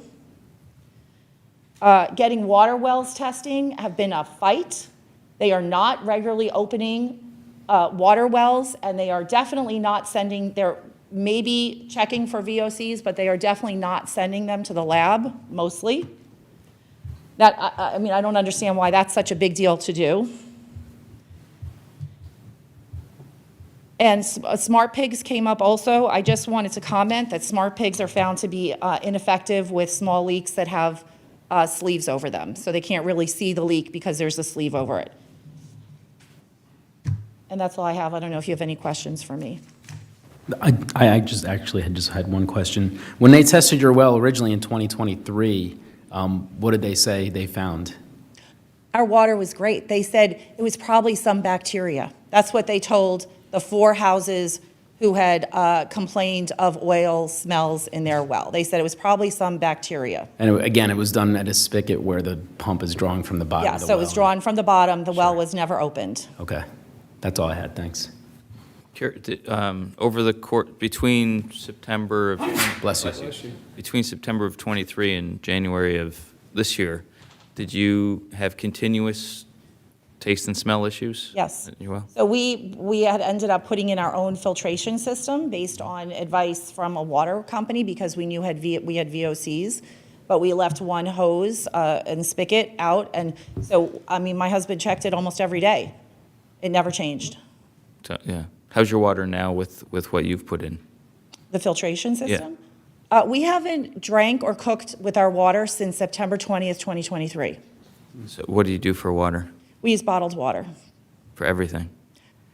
We use the water, after we got the filtration system, we use the water for laundry and showering, not for cooking and drinking. We will never drink from that spigot again. Understood. I have another question, actually. You just raised another question. The filtration system that you put in is a 107? Is that what it is, of those filtration systems? It's carbon, I'm not. It's a carbon filtration? Filtration system. How are they handling what they're filtering? Are they? Yeah, they're spec'd out to handle this type of hydrocarbon. Okay, so they're maintaining on the other side, once it gets to the other side, they're maintaining the levels of what they're supposed to, or is it straining that filter? I mean, are you Well, there was catching? one house that they ran through their carbon filters, the house that was bought. They ran through their carbon filters like in 2 weeks. Yeah, my understanding is that was 108 Spencer, That yeah. system was not installed correctly and it was undersized for the house. The system that we're installing is it's spec'd out depending on the house. Some houses have a lot more bathrooms than others. It's designed to handle this. Okay. Until there's a long-term Solution. Okay, thanks. So you installed your own system separate from what Energy Transfer is offering. But we did it in 2023. In 20, yeah, no, I Yeah, understand, yeah. I understand. Is the system, are you familiar with the system that they have at No. their home? Okay. I'm curious if the system that they're offering is, how it compares to the one you have in terms of how it's So what supposed they to. did is they came in and they added ultraviolet lights, and they also added a mechanism, like valves in between the two carbon filters, so they can individually test the carbon to see yeah. when the carbon needs to be switched out. When you say they, you mean Energy Transfer or someone else? Okay. I guess, It's a third party. Suburban, Okay, but it's your yeah, group that did it, it's not right, they you doing it. contracted Okay, with okay. Suburban. Mhm. And how often do they come in and check it? Well, we just got that maybe last week, and they took a water sample to test the water again, and we haven't gotten that back yet. So in terms of maintenance, operations and maintenance of that system long-term, is it going to require continuous testing over time where they'll have people come into their home and test? Or is it, is there a short-term, is this a short-term solution? Yeah, what we've committed to is if your wells have been impacted, we'll cover any maintenance associated with the system indefinitely right now. All right, so, and, So keep in mind, we're still actively, they're still recovering product from our well. no, understood. Every day, we get measured for how much more jet fuel is in our well, and that's supposed to be our water source. And every day you have some stranger come into your home and do this testing. I don't understand because it hasn't happened to me, but. But it could. It could, absolutely. Because Lower Makefield is at risk. But it's, inconvenience is too light a word for what you have to deal with. Well, my point just being that Lower Makefield is right across the street from where there are chemicals Yeah, that are associated with jet fuel right now. and that's why this guy's sitting here right now, because we're being thoughtful about that, and we're thankful that you came all the way from your home to our township to provide some insight, because it's super helpful. Sure. Thank you. I'm really sorry that this has happened to you and to the rest of the neighbors, and I thank you for your strength and all that you've done to bring this forward. Yeah, thanks, Christine. Hi, Jim Nassavera, Lower Makefield Township. Been on Mount Air for 29 years. I appreciate the board and David, your like daily communications with me after I notified you. John, you know, you stole my comments about the trust. Obviously, residents have none, and the failure to communicate out of the gate. I found out about this from a Facebook post from my son, thanks to Christine and the Upper Makefield residents who were trying to get the word out. As I've told you in emails, I went door to door of every house on Mount Air on the Lower Makefield side to try to let people know this was going on. So I'm actually happy to hear that 24 Lower Makefield's folks have requested the well test. I also want to thank Senator Sanacero. He came out on his 60th birthday and spoke at the Upper Makefield meeting, Perry Warren and Congressman Fitzpatrick. So initially, I know the Upper Makefield folks for some time were not feeling like they had any advocates. I think we're getting better with that, and I appreciate the board here, even though we're not anywhere near the impact of the poor folks in that neighborhood. My wellhead is about 1,700 feet from where the leak was. So, you know, the aquifer may or may not give a damn about the Lower Makefield, Upper Makefield border, right? What we've heard from the geologist at one of the meetings was that the aquifer, and I just sent you a picture of what they've, quote, offered for carbon filtration. It's mostly in that neighborhood. No one on Mount Air would, quote, get it at this point. That's beside the point. These folks need it. I don't know that I need it yet, so we should focus on them. But the way the aquifer supposedly runs, it's running south. We've been told south, west to northeast, like across the neighborhood that Christine lives in, towards the Delaware. So to her point, it could make its way there. And, you know, there's folks that are downwind of that maybe this won't make its way to their house for days or months or what have you. So, you know, we're all in this together. I would say I had my well tested today. GES came to my house today. They took a sample from the faucet for all the benzene and VOCs and for lead. They also then took the well cap off and they put the sensor in to check for in the air. It showed 0, which is great, but they couldn't get the bailer down because my well's a little newer and there's plastic that grates down in the well that hold the pipe and the wiring together so it won't get through. So that didn't get pulled up. However, what we've heard from many in Upper Makefield is that with the bailer, they're pulling it up, doing a visual, doing a sniff test of the water, and dumping it. They're not testing it. So that hasn't been tested. I mean, fortunately for Christine and unfortunately for Christine, they found it and it's obvious. But for others, it's inconsistent in what we're seeing as far as the tests go. So I will certainly let you know when I get the results back on that, and if folks are willing to share the rest of Lower Makefield. But I don't think of this as Lower Makefield, Upper Makefield. It's our community that we're in together. So I appreciate the board's diligence. I appreciate your stern comments, John, because you stole some of my thunder there, and your technical questions. So thank you for that, and I appreciate you advocating for all of our residents. Thanks. Thank you for providing info. Sorry, real quick, can I get your address? I just want to follow up. If they can't do the bailer test there, I want to make sure we're, following up with that. Yeah, There's sure. a different type of procedure we should be doing, and want to know that. Absolutely. Thanks. No, what is your address? 165 Mount Air. Okay. EYR. Got it. Thank you. Thanks. So Mr. Nasavera provided us maybe you can tell me too, but he provided us a snapshot of a map, aerial with parcels on it that looks to show, let me see, aquifer boundaries, aquifer buffers, and parcels on it. Is that something that you could make available to us? The one map that I saw on your... the big blue blob on it? Yeah, Yeah, the that- blue yes, blob I- one. I- It yeah, was that shared is at the blue, last yeah. Upper Makefield. Yeah, I believe, I wanted, don't quote, it's either on our website right now, it will be, and if not, I know I shared it with Upper Makefield Township. It may be on their website. Okay. But yes, to answer your question. Okay, yeah, I saw a watershed map on your website, but that's The above ground. mustard one? The The mustard colored? Yes, yes, Yeah, yes, yes. Sorry. It's up, I can do colors. Okay.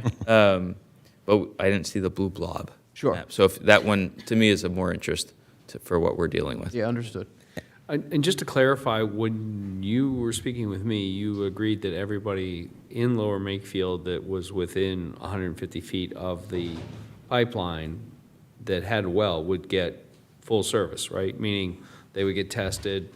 What I said was we would do it on a landowner by landowner basis. But They would everybody- request If it. everybody requests, right now, if anyone requests water well samples, we're happy to do that and take a look at things further. Absolutely. Okay, so I want to make sure, and then, Mr. Nasavera, I know, it's been years since we've seen you, so Yeah. it's nice to see you, but have you done, you haven't paid for any tests prior to the test that you had gotten, right? Well, yeah, I did pay for a test a couple of weeks ago when I found out, and I'm waiting on those results. So I paid for that out of pocket for now. I can figure out the $200 later. That's not a... Yeah, But yeah, but that should be reimbursed among other stuff. So, Yeah, I have Yeah. your address. I'll Yep. follow up with you again. that's not... Yeah. Thank you for that. Yeah. That's not a priority, Yep. but yes, for sure. all right, My suggestion also, too, has been, we're happy to do that.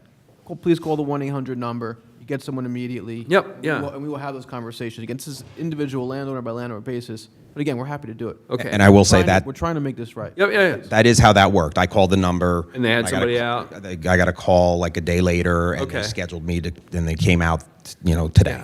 And like I said, after this event, we went and looked at all the pipelines in Lower Makefield and put together a list of people within 1,500 feet of a pipeline so that if this ever happens again or anything like that, so we can quickly communicate. We will figure out a way to communicate to people that are close to this pipeline, maybe a wider radius, to explain the benefits under Energy Transfer's offer here, so that if their well needs to be, the fortunate thing is the number of people with wells that are in this area is very small.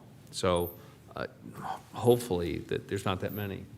What I want to say, too, is it sounds like a public awareness. From a public awareness perspective, every year we mail out, I want to say it's every year, maybe it's every couple of years, but on a regular basis, we mail out placards, everyone that we, our lines traverse through communities, and they have that information. I don't know if other operators are doing that, but that's what we do. Okay, Thank you. thanks. Any other public comment? If you're. Oh, sir, please state your Sorry, name Ed and whether or Putnam, not you're Lower Makefield Keswick Township Drive resident. again. I was wondering if you were going to be doing any vapor intrusion sampling in the homes that have product on their property. I would need to look into that and get back to you. I don't have an answer. Question. Anyone else in the audience have public comment? Oh, okay.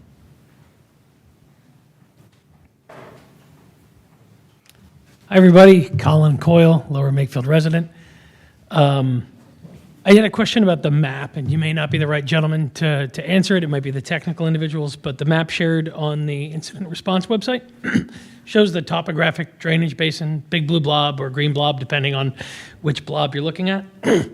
This section of pipe that was replaced, was it within the topographic drainage basin on that map, or was it southwest of that section? The pipe that was replaced, you talking about in January or the Correct. relocation under the Delta? Okay. The repair that was done in January or January 31st or thereabouts, was that section within the blob on the map? I don't have that in front of me, but I believe it was. It was on the southwest end of that development, 121 Glenwood. Yep. So that area is about 0.45 miles across, that area that you've specified as the field or whatever. If you look, I know the groundwater appears to be moving northeast, but we have a number of farms within 1 mile of the site where you replaced that section of pipe. Would you be willing to commit to soil sample testing of those farms for a period of time to make sure that there's not a long-term impact going into the food supply within the township? I can't commit to anything right now, but what I can do is take that back and talk to the right people and communicate that with you, and we can discuss that, sure. I know we are water well testing. I believe it's a mile around the incident site. So. Okay.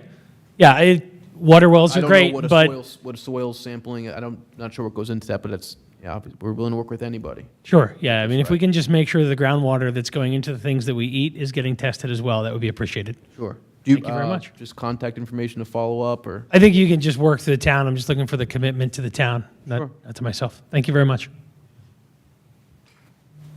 Any other comments in the audience? I believe we have a comment online. You can let them in. They've been online for a while. Thank you. All right. Please state your name and whether or not you're a township resident. This is Doug. If I want to make sure that I'm speaking. Yeah, we can hear you. Great. Thank you very much. So once again, I'd like to congratulate Energy Transfer and Sunoco on restarting their revenue stream and making so much money off the backs of all the people. So congratulations. I know you're the rep for this. I'd like to also comment about the, what was it, Bloomberg article it's Bloomberg shows Energy Transfer 2 times worse than other competitors for spills. Do you have any comment on that? I haven't seen any Bloomberg article. Is that what he said, Bloomsburg? I don't know I'll what bring that's it in to reference to. Yeah, there's an article that Bloomberg has out right now that's indicating your performance compared to peers in that realm. I haven't Published seen in I'll read the name of the article. You're not going to like it. Published in the last day. The title of the article is Energy Transfer Leaks Highlights Worst Fuel Spill Record in U.S. Energy Transfer LP Sunoco Pipeline LP Unit, the operated Pennsylvania pipeline. And then it goes, I don't have a Bloomberg subscription, but it shows me the title. So that's an article that's out there. Okay. Because that dovetails very nicely with the comments that have been made today about testing, pipeline testing throughout the whole expanse of the pipeline, and how much integrity is one in the testing and in the pipeline itself. So I'd like to hear the commentary about having 2x worse record and being able to stand here and say, yes, we're doing a good job. Please comment on that. Is that directed towards me? I haven't seen the article. I can't comment on that. Do you have any comment? I'll bring it to your next meeting. Yeah. I'll bring it to the next meeting. And Are you aware You're- that you're at all Energy these Transfer meetings. has the worst record? I'm not aware of that, no. You probably should be in your role as public relations specialist, because. So, sorry, sir. Do you have any more comments online? okay, and as far as the bail testing, I've been around to Mount Ayr residents, and I've been in my own neighborhood, and I've been elsewhere, and I've seen literally I've watched 7 different residences be tested, and the testing consists of, if they can get down to and that's correct, sometimes wells can't be bailed. I get it. But what they've done is bring up water, literally smell it, and say, oh yeah, this is okay. And it astounded me that there's literally a sniff test to it. And then in the 40, 50 mile an hour winds, they put this VOC tester around it. And they're supposed to detect VOCs or whatever they're looking for. It's folly. It's absolute folly. So please comment about when you test and you quote these numbers about how well the testing is or how thorough it is. Please tell me. And forget that they literally didn't show up at my house today when they were supposed to. Forget that for the moment. I mean, that's just sort of like, that's what I expected. But please comment on the efficacy of how this testing, and then you quote these numbers and you're supposed to say, it's only 6 out of however many. Please comment on that. Sure. I can't comment on your individual situation. All I can tell you is that, GES that's doing the water sampling is a independent, party from us. From what I can tell you is from when I've tailed several crews over the past couple weeks, as they have water tested, they pop the well, they do a bailer test, a visual inspection of that water. Typically then a sample is taken at port of entry into the house, which would be directly from the well, and then the faucets. That is their scientific approach to this. And again, it's a third party, so we're leaning on them to do this correctly. So you sniff a sample from a bailer, and then you go and take a bottom sample where what you call product is not. That's great. That sounds wrong to me. It sounds ineffective, is what it sounds like. But I'm going to stand down. I know there's others that might want to speak, but I echo all of the comments that the handling of this is ineffective. I'll leave it there. Thank you for your comments, This sir. is his wife. I would like to add one thing. Our water was scheduled to be tested today by your team. Nobody showed up. Nobody called. We have no idea. And so there are a lot of neighbors, and I grew up in LMT. Now I live in UMT, and my neighbors and friends and family live in LMT. It is a matter of time before the amount of leakage is seeping through the groundwater right into your sewer systems and right into your own kitchens. And so this person has been at the UMT meetings. We had a full wall of people. I don't know why LMT has one weak spokesperson, which if you've noticed, he has a typical PR response. I don't have the answer to that, but I'll look into it. It is an empty, go nowhere PR response with no answers. They're sending a representative. He's been at 3 or 4 meetings now, and nobody ever comes with an answer. Ask why that is. Why are there no answers? They keep sending a representative who cannot answer a single question and will not commit to really doing a thorough review for the health of our communities. And it's shameful, and he should be ashamed. Thank you. Thank you for your comments. I'd like to just say one thing. Let me get 2 things to you. First, do you have their contact information so that you can check on on the, If I can get whoever it, didn't show? I will absolutely do that. Okay. Are they still on the line? Not off too quickly, I think. Yes, I'm still here, and I have zero confidence in that. I'm So- sure we're going to have to follow up on our own and get our own follow-up. We are also getting our own independent test, Yeah. which I would recommend to folks listening here, because I want to compare an independent test to, the shallow test that we're being offered. Understood. through So Energy Transfer. let me try and help you out really quick. If you could provide the Energy Transfer rep your address so that he can have someone get in touch with you immediately or ASAP, we will Yes. do what we can to help We'll you. reach out separately. We will Okay. continue to follow up on this because we're Okay. very concerned. And you Thank have the 800 number, I assume? Yes, we do. We've called Okay. it many, many times. Okay. Can I get your address? All I have is don't want to Doug. put it on public record here. Thank you. Okay. Okay. Obviously, please follow up with them.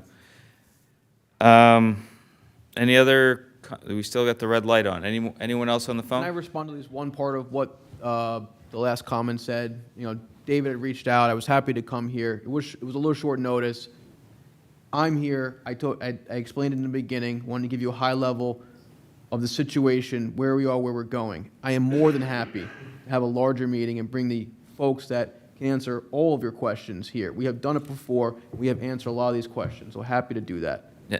And I will say that you mentioned that earlier and appreciate that. We will, as you can expect, we will hold you to it, and we will probably ask even more detailed questions as things go along. We get more information. So as Supervisor Lewis has said, as I said during technical questions, I see you writing them down, right? It's being streamed, so you can go back and look at it on YouTube. So you can gather all those questions, go back to your team, and start to get us answers. If they're not to that last caller's comments and some other comments we've heard tonight, if they're not to our liking, we will continue to probe, as you can expect, and I'll look forward to even more detailed answers and a plan moving forward, schedule, et cetera, all the stuff we've talked about. So, but this is from Lower Makefield's perspective, this is our first real communication between the township and Energy Transfer. Would I have appreciated personally a bigger team on day one? Sure, absolutely. But we have opened the lines of communication, and we know that Upper Makefield is doing the same thing. Hopefully we're getting consistent responses, and we're getting good responses, and more importantly, our residents are getting good response to their needs. But this is only day number one, and what could be a very large number of days. I'll leave it at that for now. Anyone else? The red light's still on, so I'm assuming.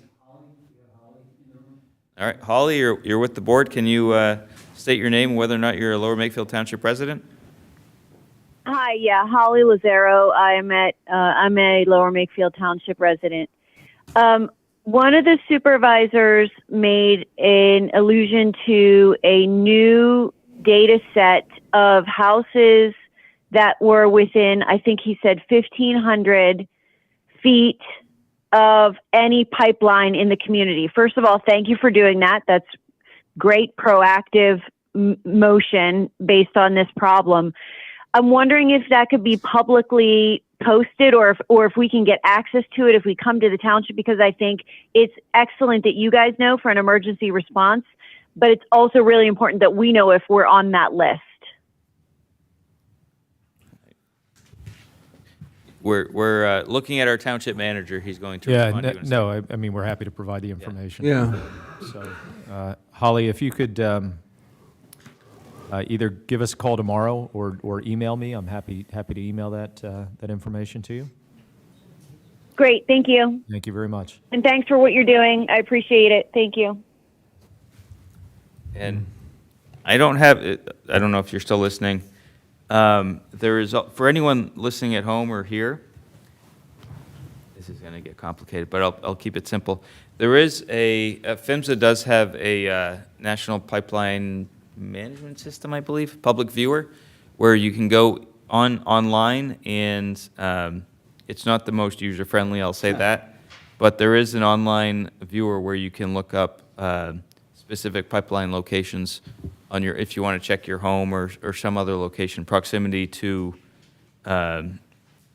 pipelines. Again, we can make that, the information we have available, but there, like I said, if you want to just Google NPMS Public Viewer or PHMSA Pipeline Viewer, that'll get you there, and then you can walk through how to use it. I use it very regularly. That would be a useful resource for anyone just looking at a single home or single property. I don't see a red light on anymore. I'm assuming there's no one else online? All right. Last chance for anyone in the audience here who wants to make a comment? All right. With that, any final board comments? No? Done. Thank you. All right. So I will say, appreciate you coming out tonight.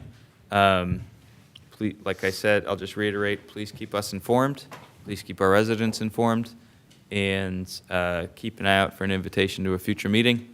And just, as you have correspondence with the DEP or other agencies, if you could copy our township manager, that would be much appreciated. Sure. Appreciate the time. All right. Thanks. Thank you. All right. So, our next agenda item is a consent agenda item. So consent agenda is where we have several items that are not controversial that we vote on to move them forward. Does any member of the board wish to remove anything from the consent agenda? Nope. Nope. Would anyone from the public wish to remove anything from the consent agenda? All right, hearing none. Anyone want to make a motion? So moved? Second. All right, we have a motion and a second. All those in favor of the motion, please say aye. Aye. Aye. None opposed? Moving on to, well, let me canvass the board really quick. Does anyone need a couple-minute bio break or anything like that? You good? Okay, just checking. It's after 10, so I know we've been sitting here for a while. Item 9, community development. We have a couple of authorizations on the agenda. Good evening. I'm Jim Majewski with Community Development Department of Lower Makefield Township. The first item we have before you is a proposal from Open Spaces and Historic Places to do an historic resources inventory survey. You may recall we got a grant from PHMC sometime last year in the amount of $25,000 to help fund this update of our historic resources inventory. And the Historical Commission has vetted this and gone through a couple of proposals they received and are in favor of this proposal. The total cost of the proposal is $26,424.50. The grant does have a 10% match, so this total cost will be within our grant plus our match that's required of the grant. So moved? Second. Motion and second. Before I call it the question, how many proposals did we receive? I believe we only received one other proposal. Okay. What was the cost comparison? I think the cost was pretty similar. I think the Historical Commission felt that they liked having a more local presence who's familiar with the area in order to do the survey. The other firm was from out of Harrisburg, and I think they felt that the local presence would be more effective to get a better product. Okay. Motion is second. Any board comment? Okay, any public comment? All those in favor? Aye. Aye. Any opposed? Hearing none, motion carries. 9B. Okay. The second item is the submittal of a Keystone Historic Preservation Grant. We're looking for to apply for the grant in the amount of $100,000. This is a dollar-for-dollar match, so the total project cost would be $200,000. In discussions with the various groups, we determined that probably the Janney farmstead would be the better use of that money, and we're looking to prepare a grant that would help maintain the existing house where the Artist of Yardley is, including restoration of dormers, windows, shutters, an ADA bathroom within there to make the place more accessible. Currently, there is accessibility to get in there, but there are no restroom facilities. So moved. Second? Sure. Yeah, before we vote, I have to ask the solicitor a question here. Just for the record, my wife recently joined Artists of Yardley, and she did participate in their recent critique, so you can bring your paintings there and have them reviewed. I have been to their fundraising events. I'm actually particularly skilled at getting people to bid up certain items. I don't actually donate myself, but I just want to make that clear. I'm also the person who put a lease agreement with them, which charges them rent. So I don't know if I'm liked or disliked, but I just want to disclose, if this is a grant request, I think I can vote for it. But anything particular, I should probably vote no or abstain, or how do you want to do that? No, I think now that you've made the disclosure, I don't find there to be a conflict, and I think Okay. you can vote whichever way you so desire. Excellent. All right. I'm curious if, when we look at the, it's $200 dollar for dollar match, can we get credit? This will take some design, I assume. Does our input or the money we spend on the design count? Or is this strictly construction materials and labor? I believe it just relates to the actual construction. So the project scope that's in front of us is my understanding. We can confirm that, but that's my general understanding. So sounds like there'll be some design requirement for the bathroom and potentially, are there any structural issues where You're talking about design of the improvements, or are you talking Exactly. about prior planning efforts that were done as it relates to? Oh, if I could take advantage of that, awesome, but I'm not trying to stretch it that far. But yeah, what, in terms of the design Do you know that if it's requirements? related to design specific to the improvements that are contemplated as part of the scope of the application? I don't recall. I know we were kind of estimating that the architectural construction management portion of it would be about 10 to 12%. So like 20 grand-ish? Yeah. Yes. 20, 25? All right, and then what's the time period on the grant? The application's got to go in pretty soon. I'm just curious about when it would be awarded and then how much time we would have to use it. Just looking at 2025 and 2026 budgets as we plan for stuff. I'm looking right now.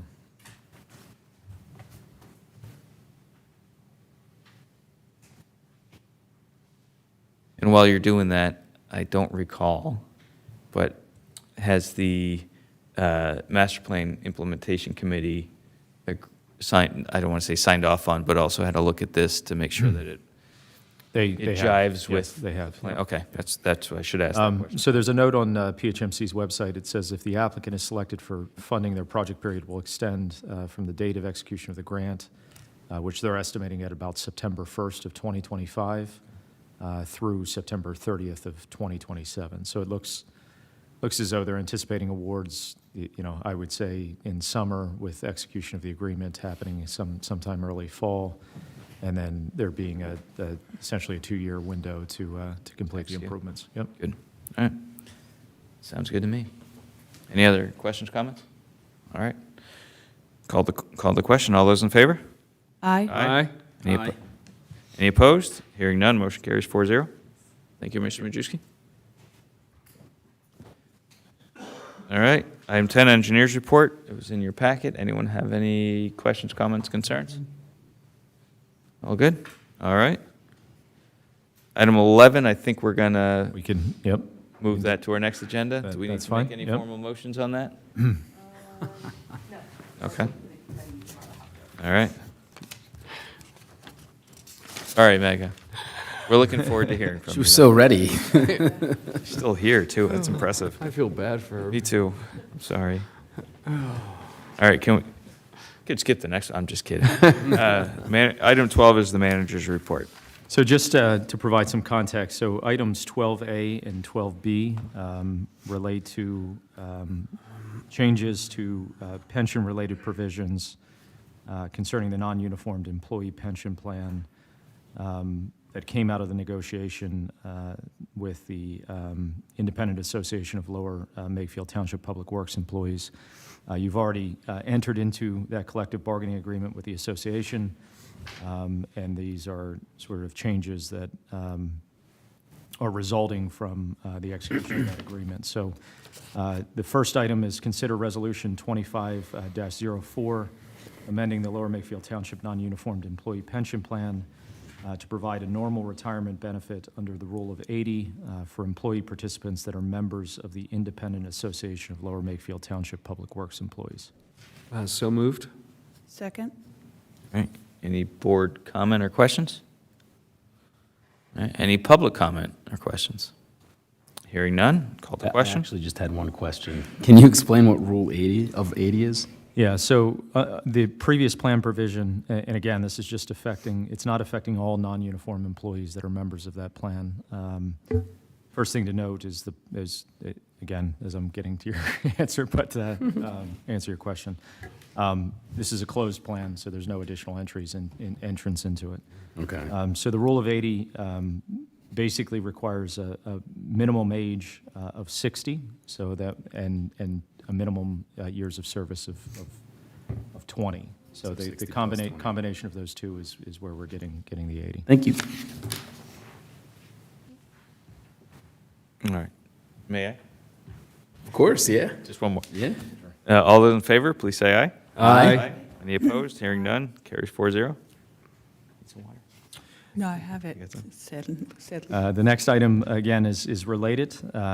It's consider Resolution 25-05, establishing the contribution rate or the mandatory member contributions required for employee participants that are members of the Independent Association of Lower Makefield Township Public Works Employees for the year 2025. Again, as a result of the negotiations, the employee contribution amount has gone up from the prior percentage of contribution. And so this is just simply memorializing that increased contribution, which again would be retroactive back to January 1st of 2025. So moved? Second. Any board comment or question? Any public comment or question? Hearing none, call the question. All those in favor? Aye. Opposed? Hearing none, motion carries 4-0.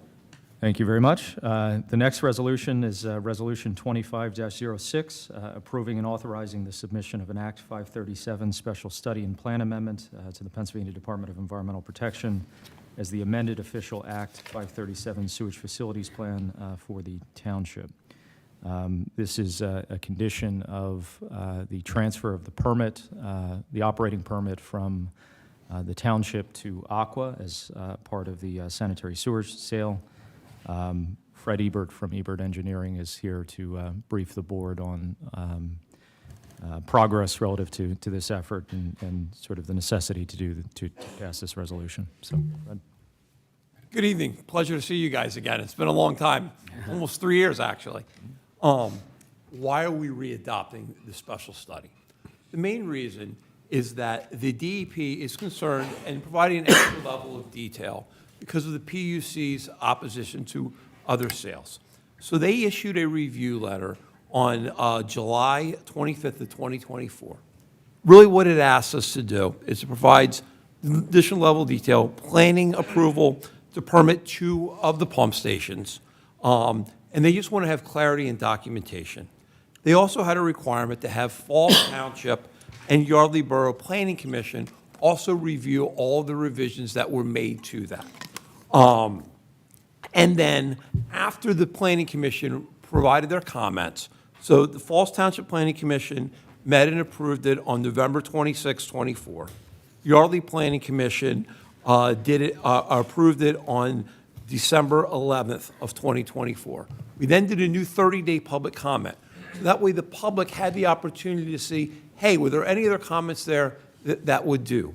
That ran from approximately December 18th of 2024 to January 18th of 2025. No public comments were received.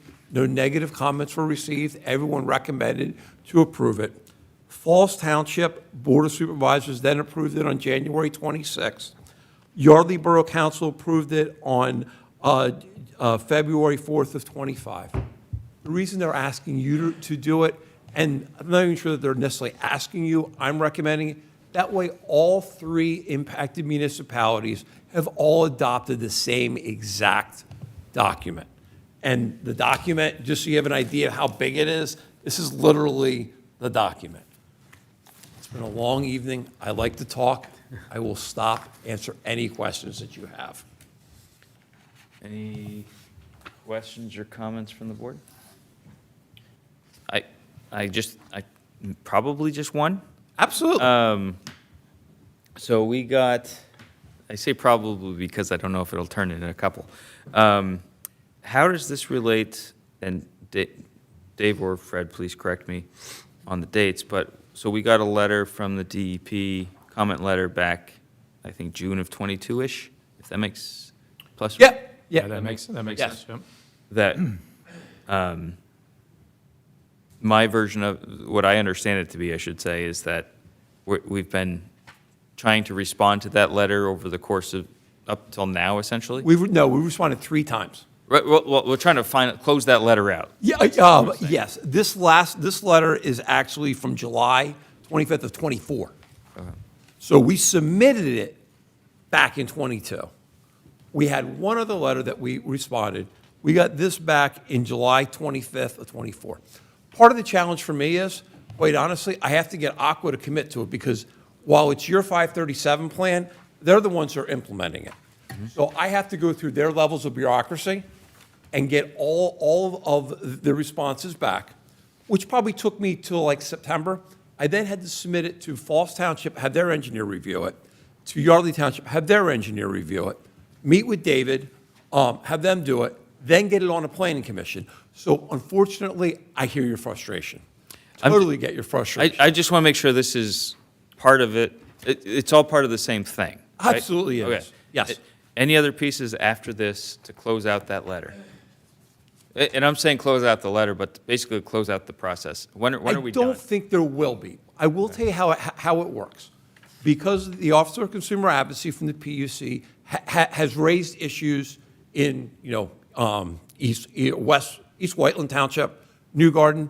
So DEP reacts to that and says any questions that the Officer of Consumer Advocacy raises, they want me to proactively address in this document to cover them. So it's been a little bit of a moving target, and I can't blame DEP for that. People have raised, legitimate issues, and they want to make as bulletproof so that it's not appealable as possible. So that's why do we get 3 letters? And they're all different, things with different nuances. That's why. That's helpful.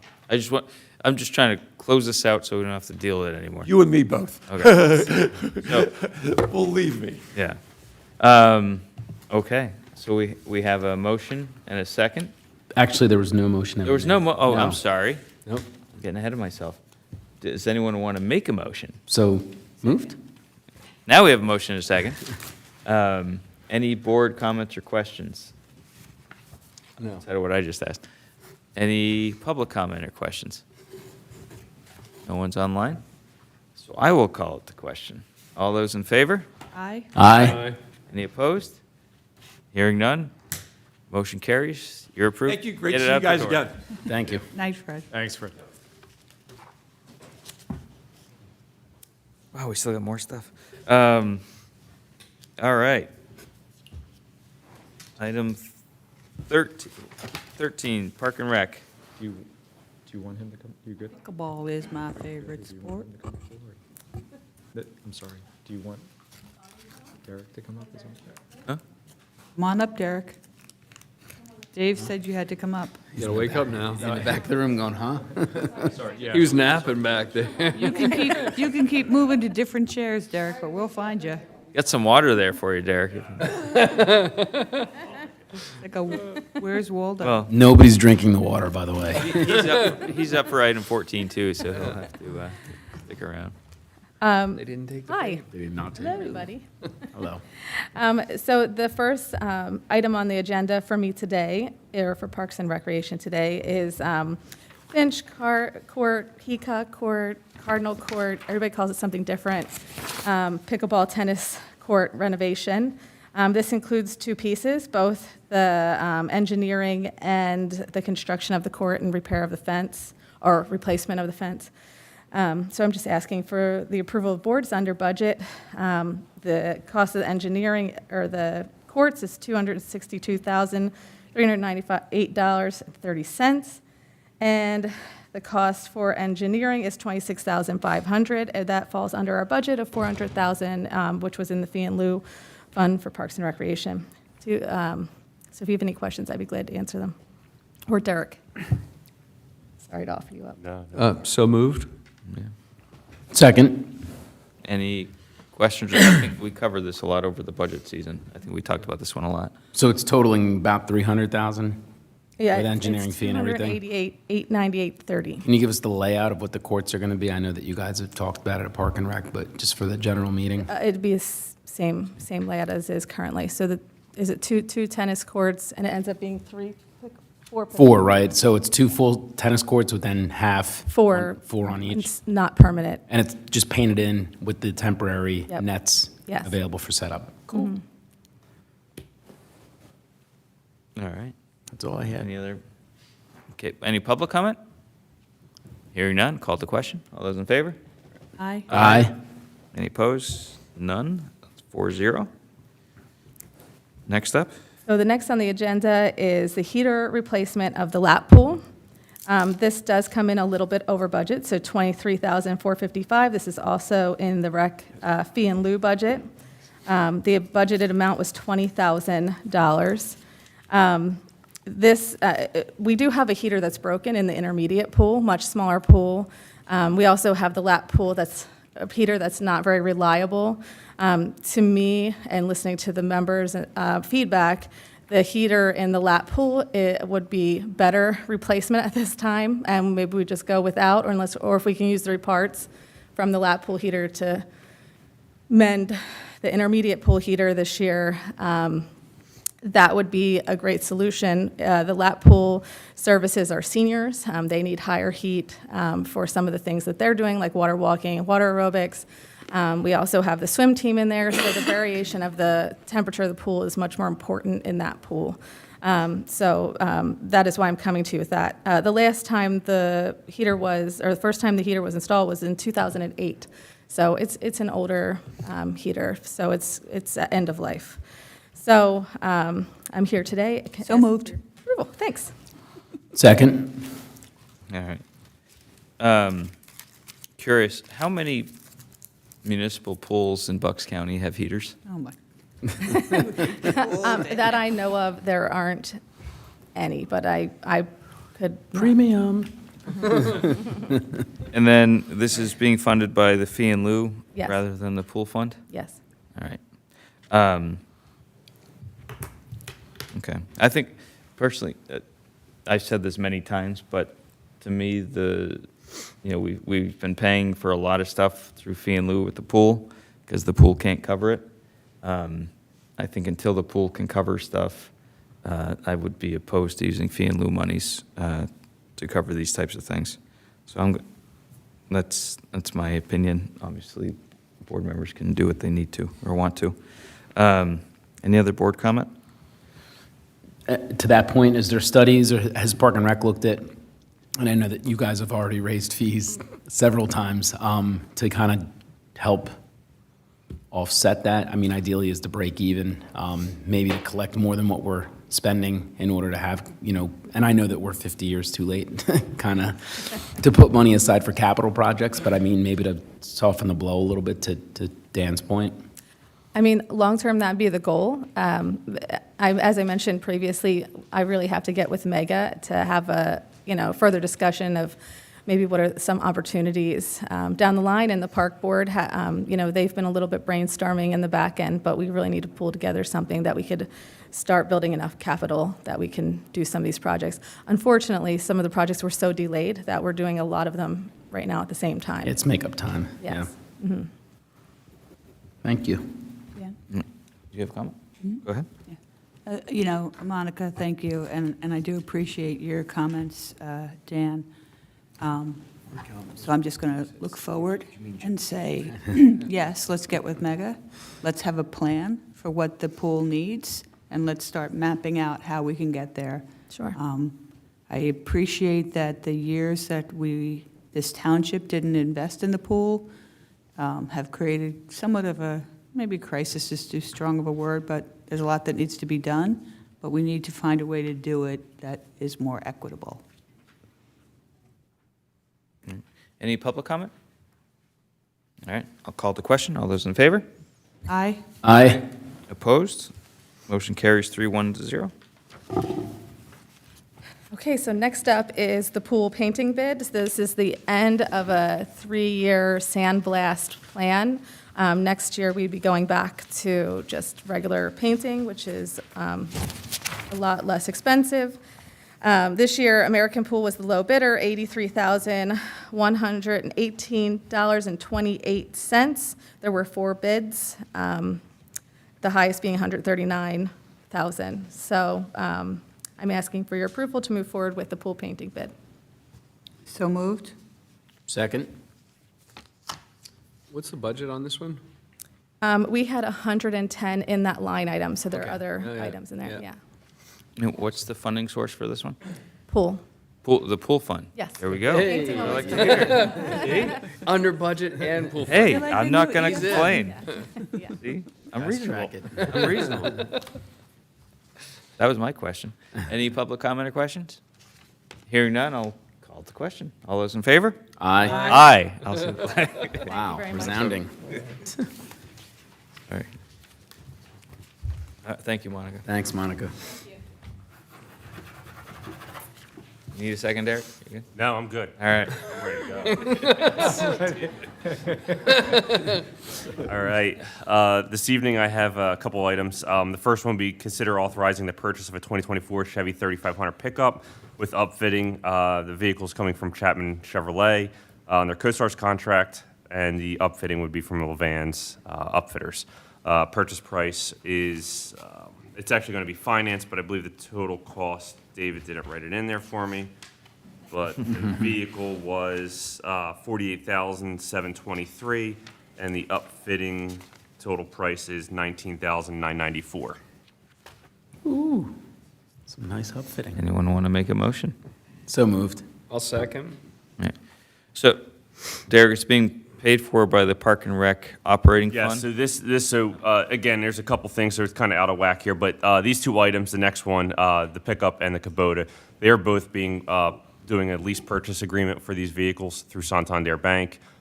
They were planned items in 2025, working with Monica to replace some of her aging equipment, and they were in her budget in the Parks and Rec operating fund. All right, so- Yeah, go ahead. So this is essentially a vehicle for Park and Rec use? Correct, That's really what I'm yes. getting at. This vehicle alone is replacing a vehicle that was put out of service last year. Okay. Due to inability to pass inspection anymore. Can it be used for other stuff besides Park and Rec, just in case? Yeah, it is actually being upfitted with a plow and lift gate, so it'll be used on the roads for winter services, things like that. All right. So it gets the heated seats then? It does not. This is actually why I needed to get this on. It's actually a leftover from the city of Philadelphia mass purchase. Okay. So we're jumping on it. It's in stock, ready to go for us. All right. You have a motion and a second, right? Any public comment? Come on up. Again, please state your name and whether or not you're a resident. Ed Putnam, Keswick Drive. What happens to the old vehicles? So the vehicle that this is replacing was actually sold last year at auction through Municipid. I believe we got about $5,000, give or take. So Yeah. Well, Mr. Putnam, one thing you'll notice with Derek is I sell everything. he sells everything. If you want his Hurry up and shirt, sit he'll down sell it to before you he for a gets good that price. chair. King of eBay. We still have an 86 Ford Taurus that doesn't operate. Yeah, right. Get you a great deal on it. All right, we got a motion and a second. Call the question. All those in favor? Aye. Aye. Any opposed? Hearing none, motion carries 4-0. Next up. The second item is consider authorizing the purchase of a 2024 Kubota L47 TLB LC tractor loader with backhoe. That's coming from Eagle Power Turf and Tractor at a cost of $85,000 on their Sourcewell contract. Again, as I previously said, Parks and Rec operating fund. We're going to finance this through a lease purchase agreement with Santander Bank. So moved? Second. Any board comment, question? Public comment, question? All right, I'll call it the question. All those in favor? Aye.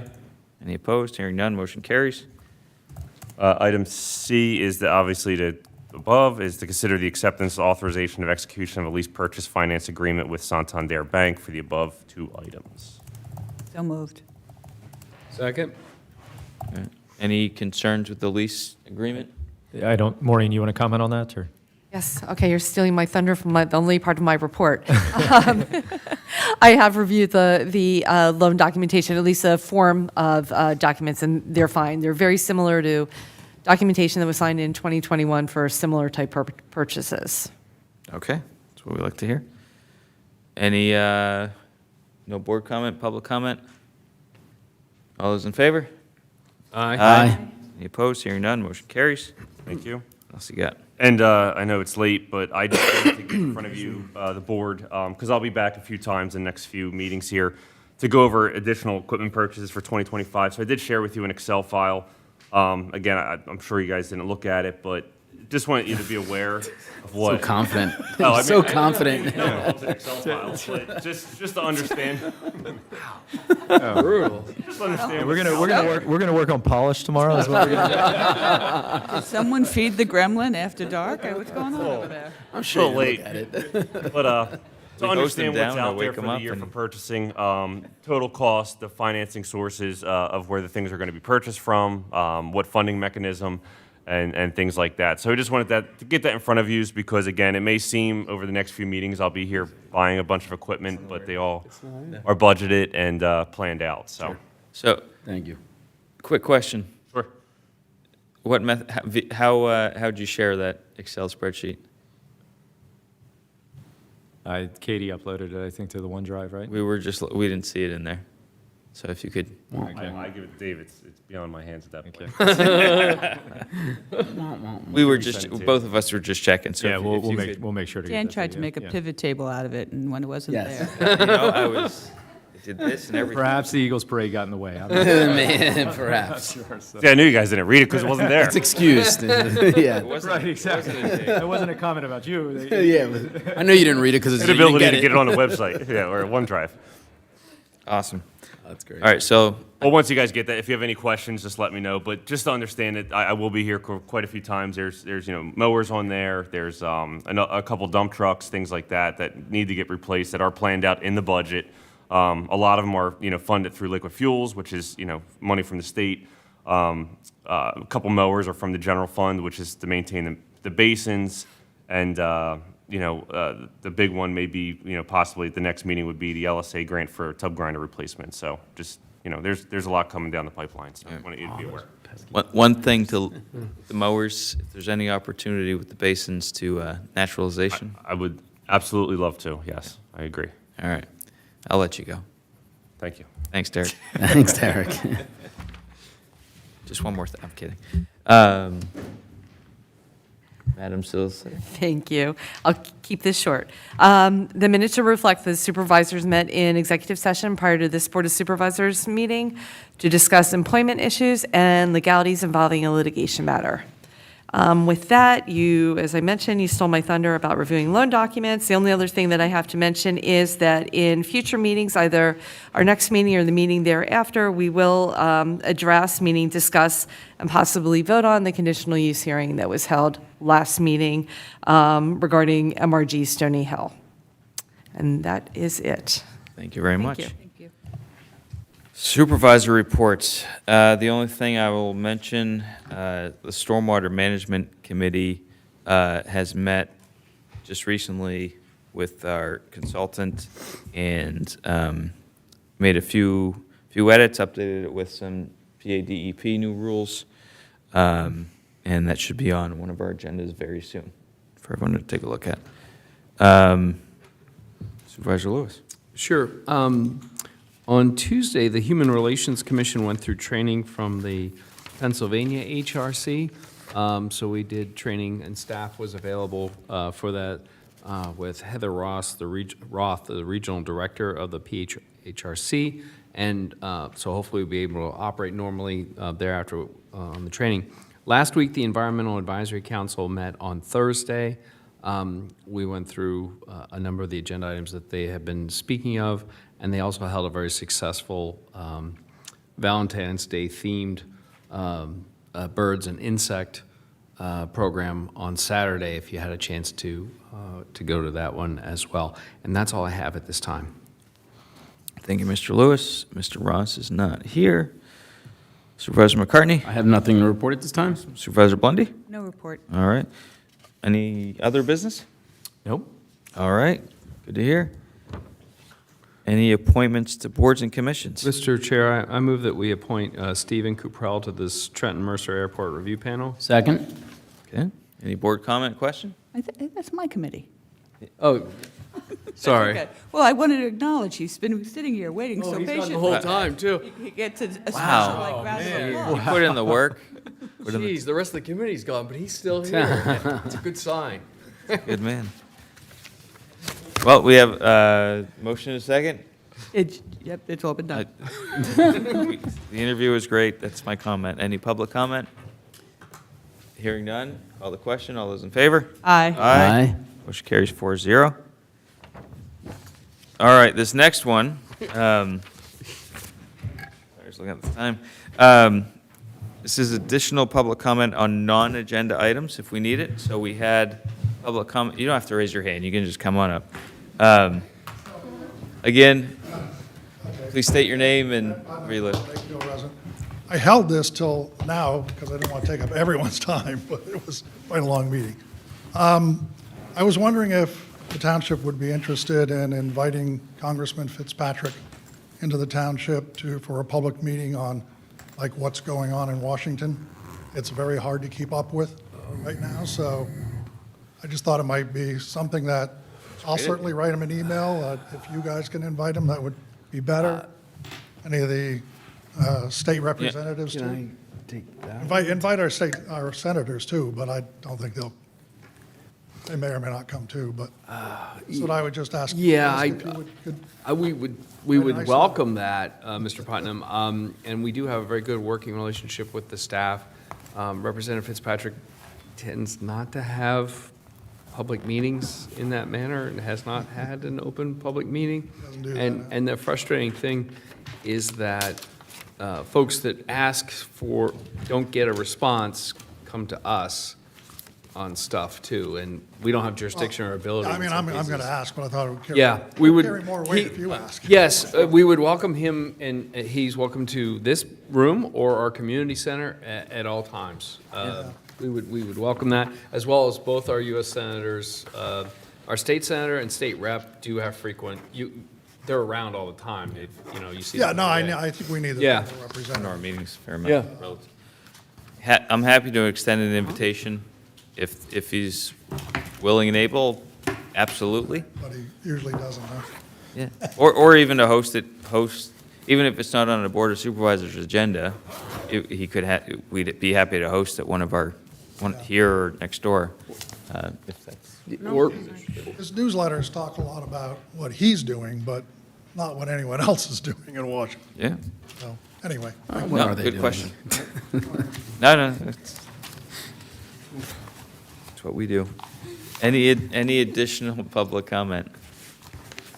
All right, didn't see any. With that, item number 20 is adjournment. I will say thank you and good night.